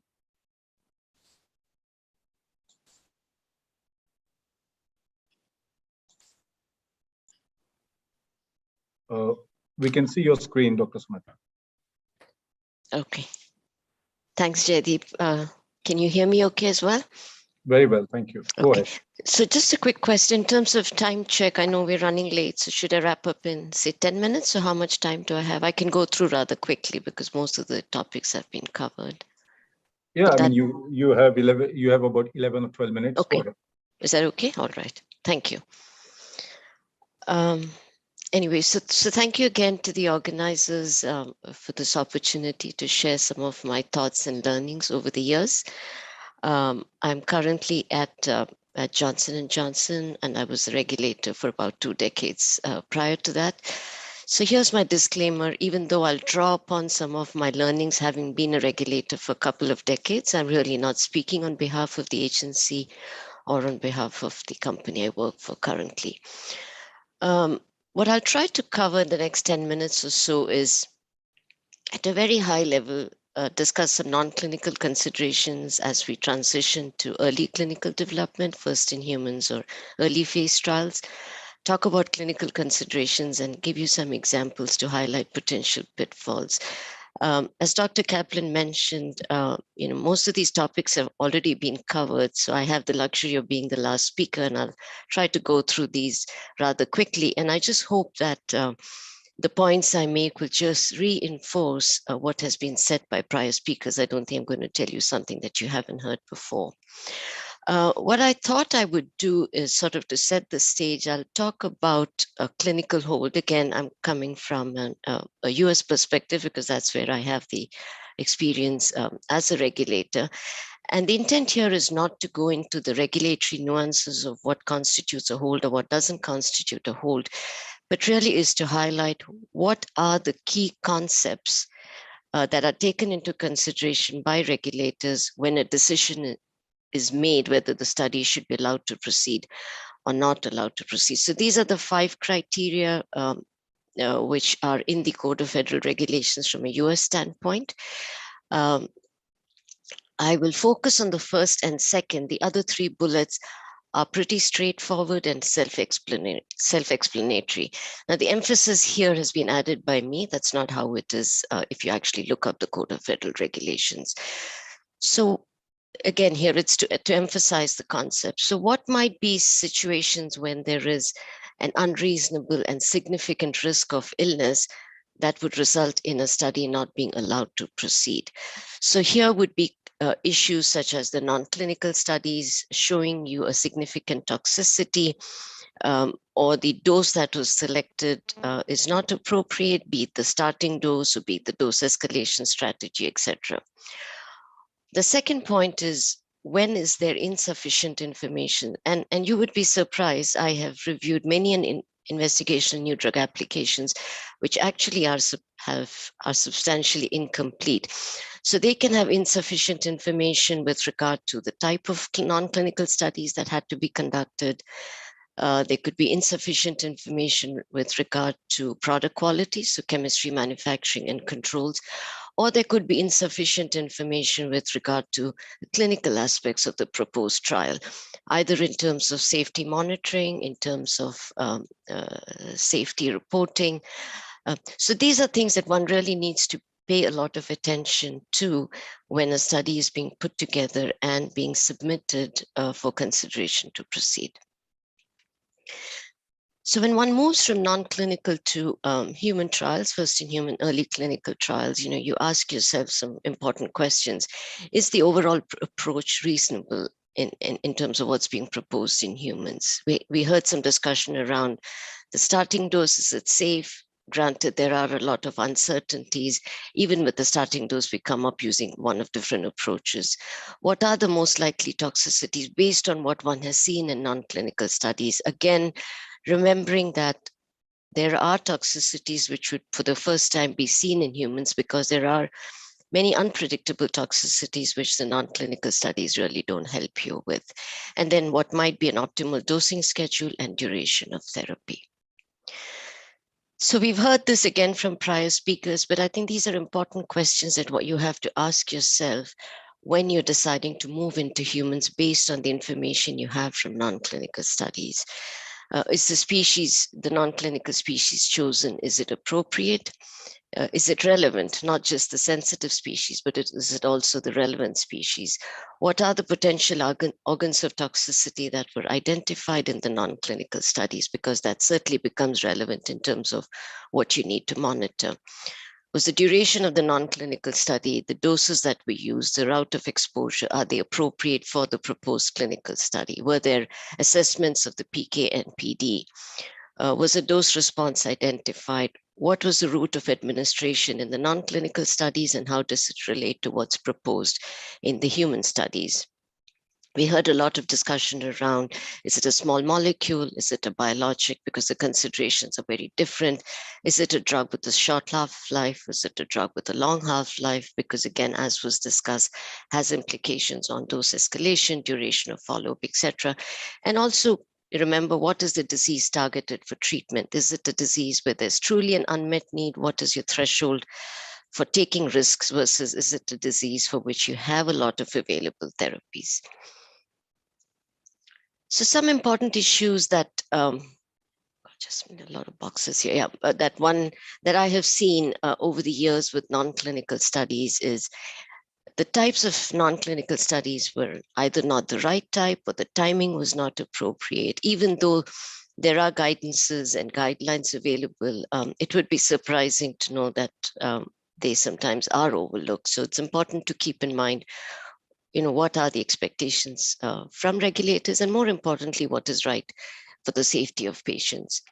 I've seen many a time where there have been issues with defining the NOAEL, the no observed adverse effect level, or the target organs of toxicity. And sometimes the length of the non-clinical studies that were done do not actually match the intended clinical use. I do also want to touch upon formulation issues. I think it was briefly mentioned by one of the earlier speakers. I've seen many an instance where the formulation that was used in the non-clinical study isn't the formulation that's going to be used in clinical studies. And hence there is a need for bridging studies, something important to keep in mind. There are issues with the solubility of the drug, with either precipitation prior to delivery or in fact precipitation of drug in tissues. And then I bring the last bullet is about the toxicity of solubilizers or other excipients. I think sometimes that is often overlooked because one needs to keep in mind it's the drug product, not just the drug substance. And there have been many instances, and I'll go through one of them in the examples that I've put together, where attempts are made to make the product more soluble, and a lot of solubilizers added or certain other excipients are added which are not appropriately qualified. Again, this slide is on product quality. I know it's not necessarily non-clinical, but I didn't want to overlook this because I just can't emphasize the number of times I have seen programs come to a grinding halt because product quality were not addressed, either in terms of what the composition was or what it was made of, and as I've mentioned, not characterizing the impurity profile. Or you've characterized it, but there is a risk that is above what the qualification studies allow. For parenteral products, I've seen many a product run into difficulty with regard to control for endotoxins. Sometimes it's just lack of adequate information about the chemistry and manufacturing control aspects, and then also issues with stability of the product, and particularly lack of stability data over the proposed duration of the study.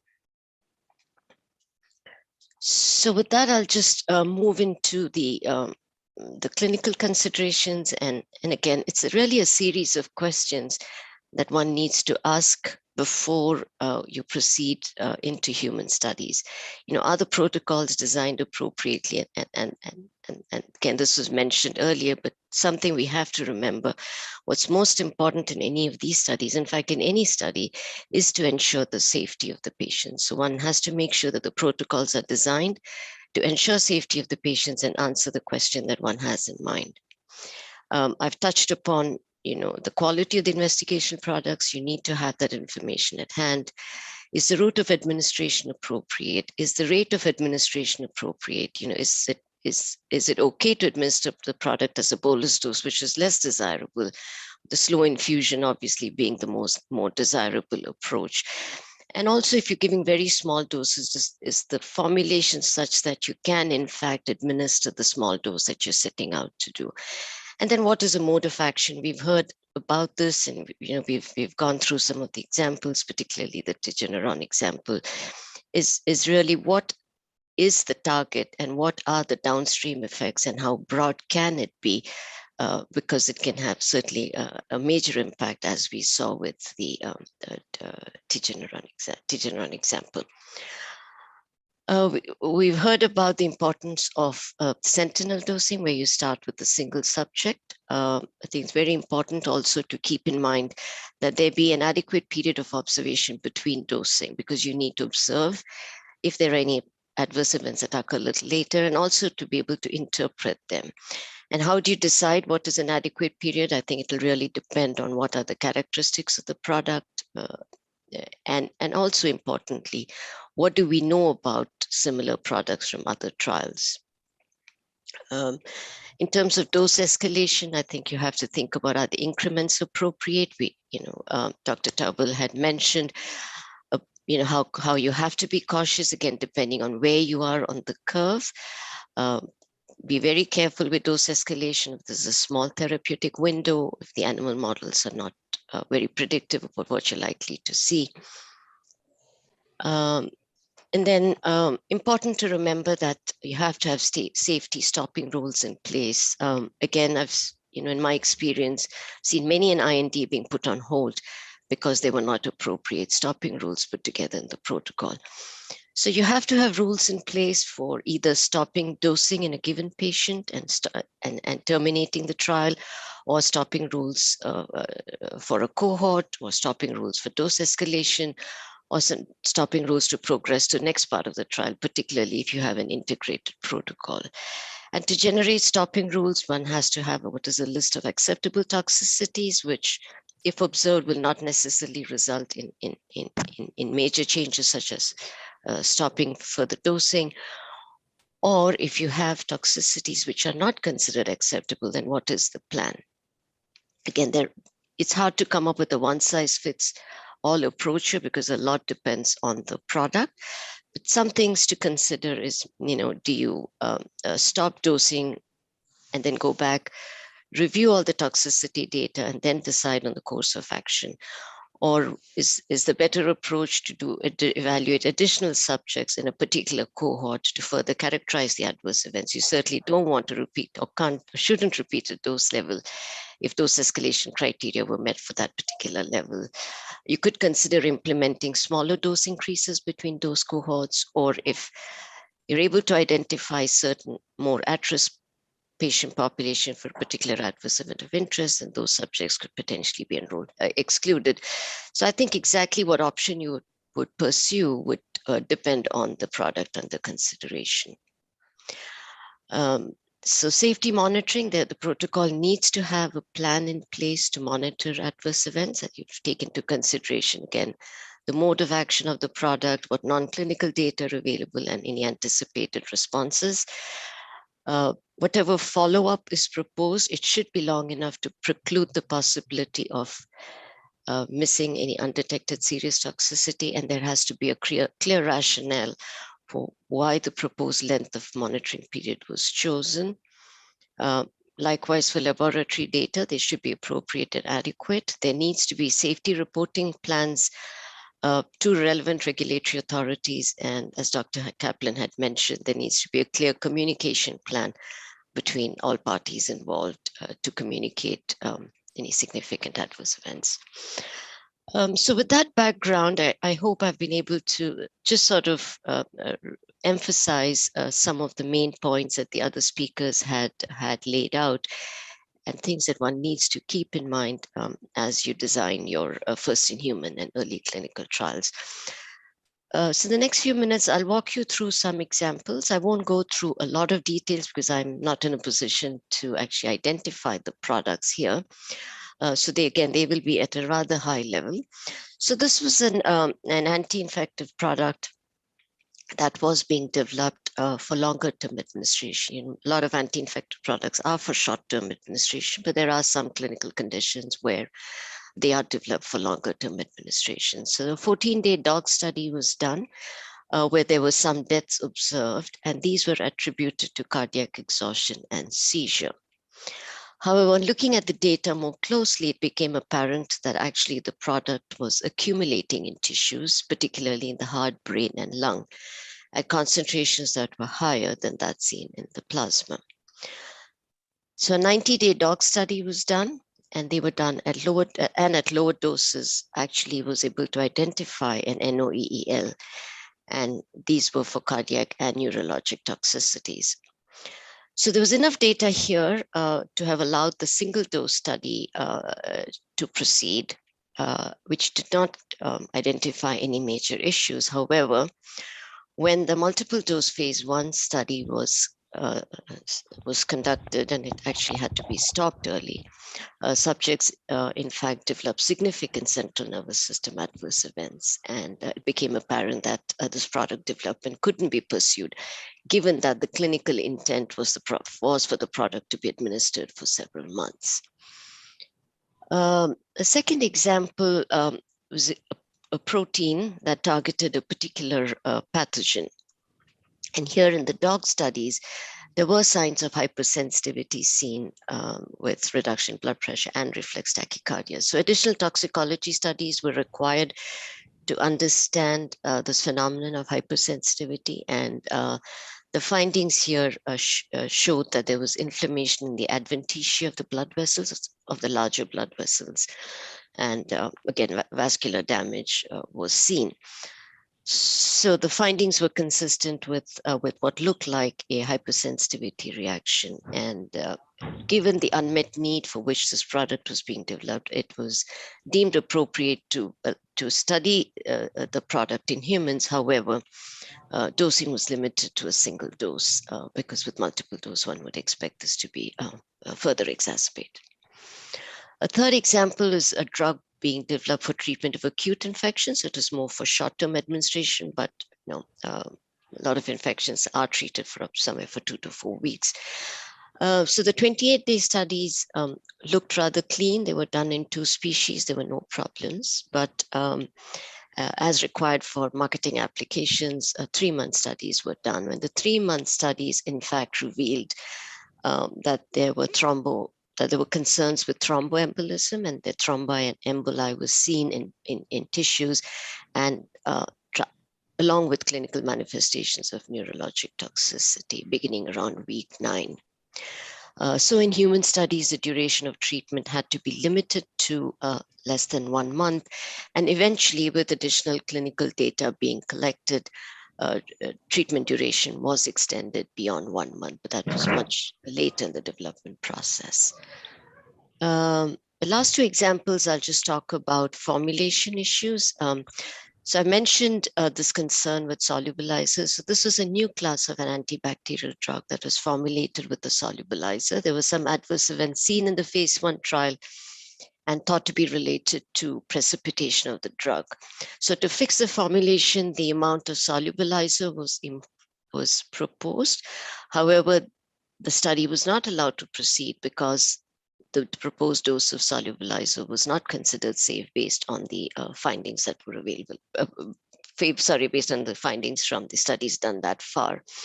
So the study plans were modified and some cohorts had to be removed. And so what's known in regulatory parlance as a full clinical hold was lifted. So the study was allowed to proceed with certain restrictions, which then is really a partial clinical hold.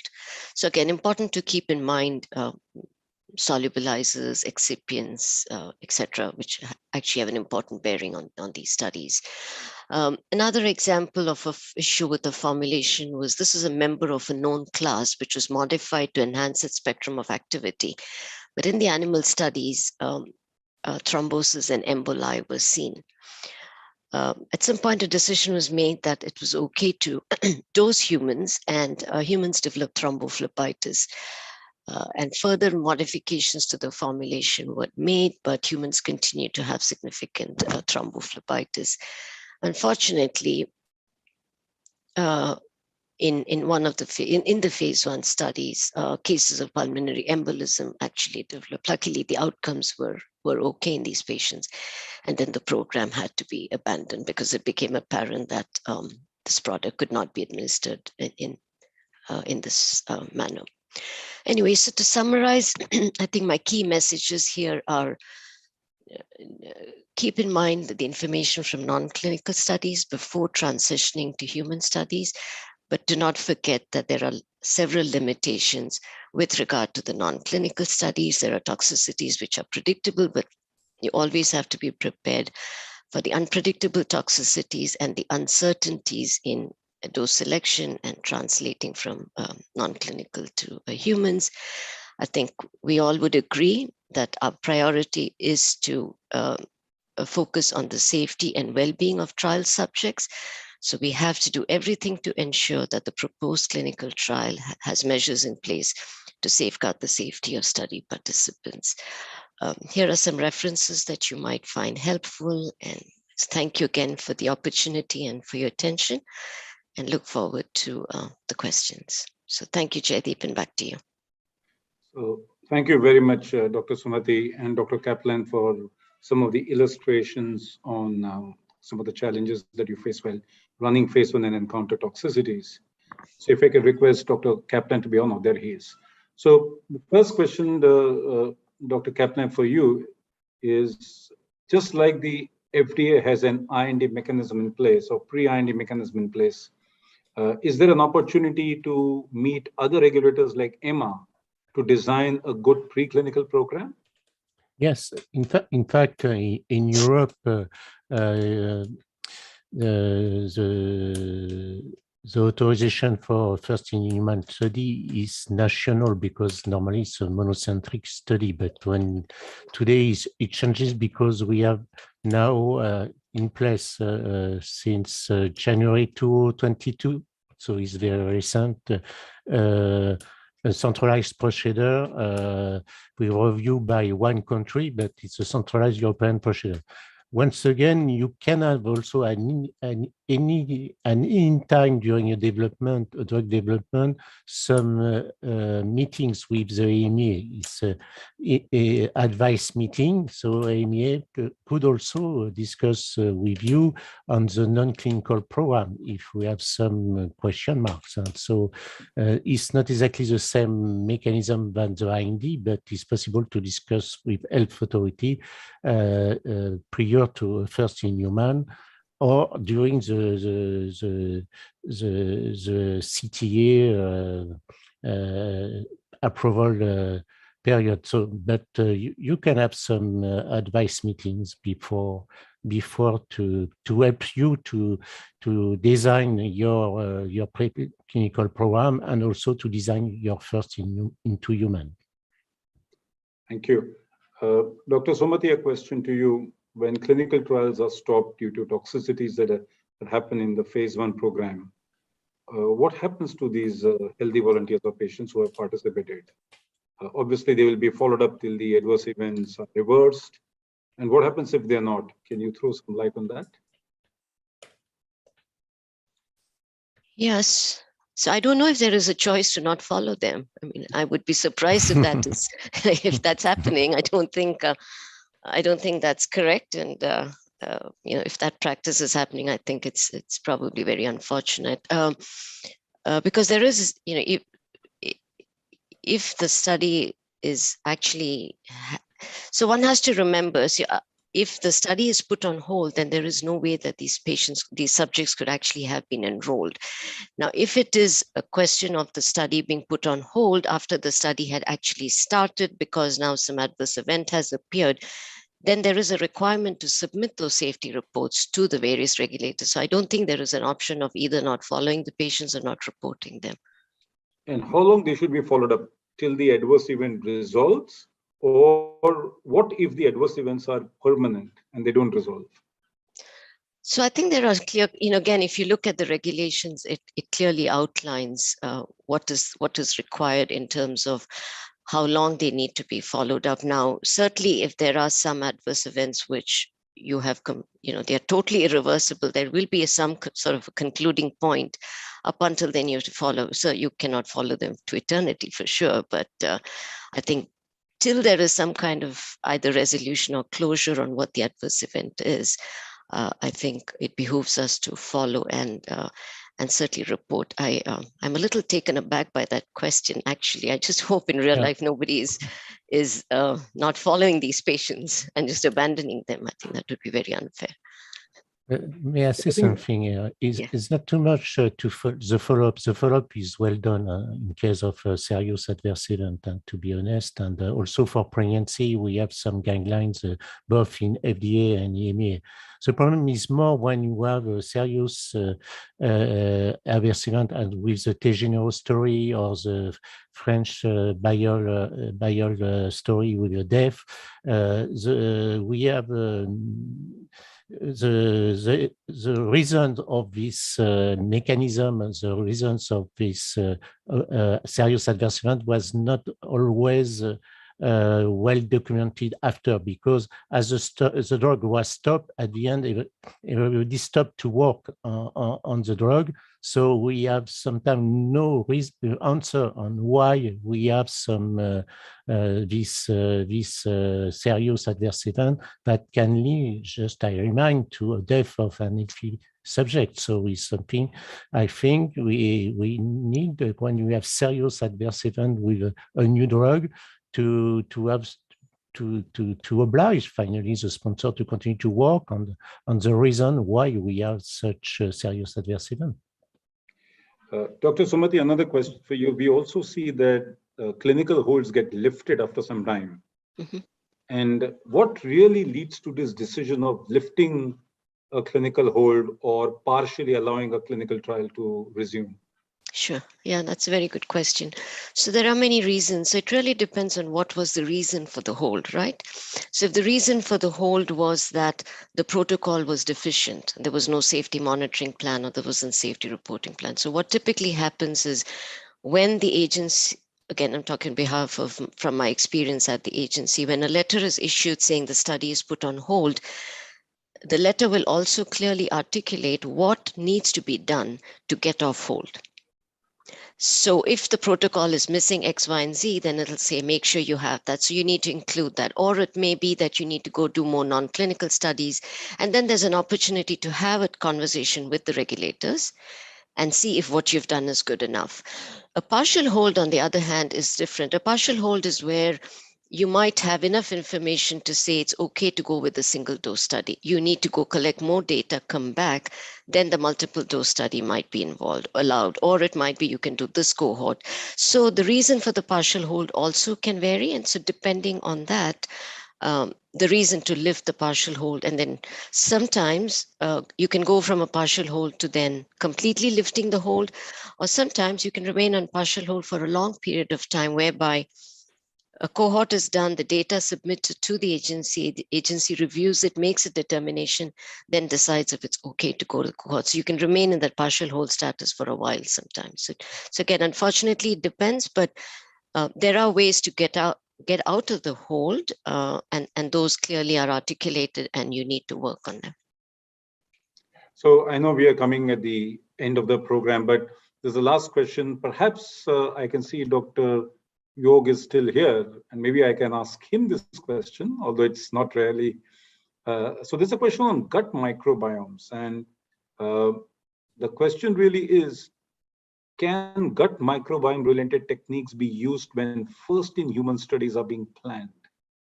Have any thoughts on that or experience on that?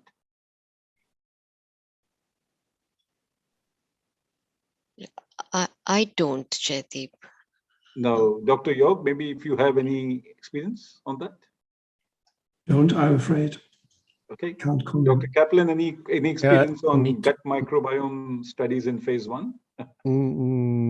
Why not? But today,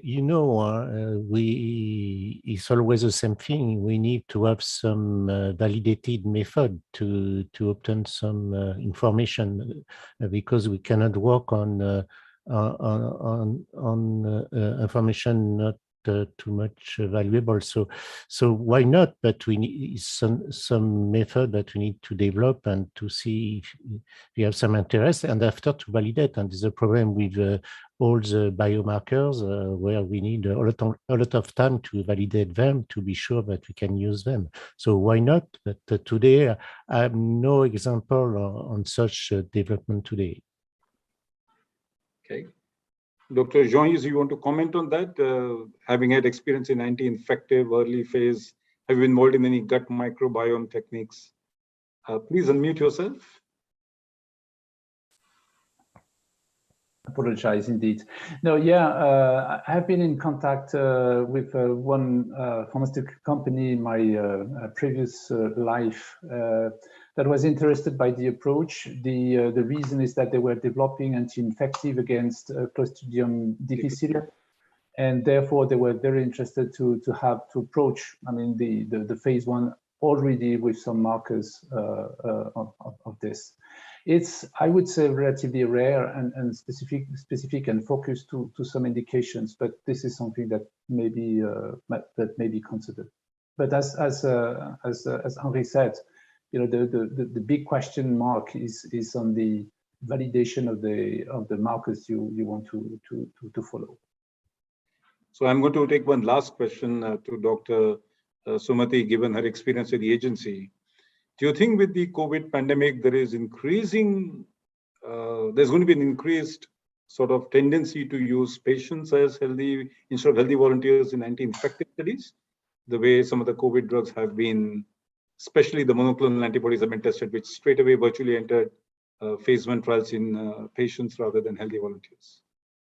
Right. Yeah. So again, I'm not in a position to speak on behalf of the agency, but I can certainly tell you that even pre-COVID, when I was at the agency, we have seen studies with monoclonal antibodies directed at infectious agents being done in patients. So it's not, so it all really depends on the product. It makes sense if you have a monoclonal antibody targeting a specific pathogen to do it in patients, but the big limitation there is getting a read on safety. If you're going into a very sick patient population with, say, hospital-acquired pneumonia, and you're trying to assess safety, as was mentioned by the speakers, it's, not just the concomitant medications, it's the underlying comorbidities in these patients. So I think that's where striking a balance between doing a study in healthy volunteers, between going to patients, what you gain and what you lose is what you have to decide and make a decision. But it's certainly a possibility from my standpoint. Unfortunately, we have to stop here because I'm sure there's lots of interesting discussions that you have. But thank you very much to Dr. Jean-Yves, Dr. Yves, Dr. Kaplan, and Dr. Sumati for patiently answering the questions. Apologies for a couple of technical issues in the middle. Thank you all again very much. And thank you to more than 200 people who have attended this session on a Friday evening for India and a Friday morning or afternoon in the rest of the world. Back to you, back to the DNDi team, if there's any closing remarks for them. And thank you for your kind invitation to me to help moderate this session. Thank you, sir. Good evening, everyone. It's an honor to give this vote of thanks to this wonderfully active audience, our esteemed speakers, and such engaging session chairs. It is also the time to acknowledge the contribution of all those who have been working behind the scenes for the past 3 months to ensure we all organizers together address a need of the ecosystem. First and foremost, on behalf of DNDi, Drugs for Neglected Disease Initiative, I would like to express my gratitude to our collaborating partner organizations, ISCR, Indian Society for Clinical Research, and Ventures.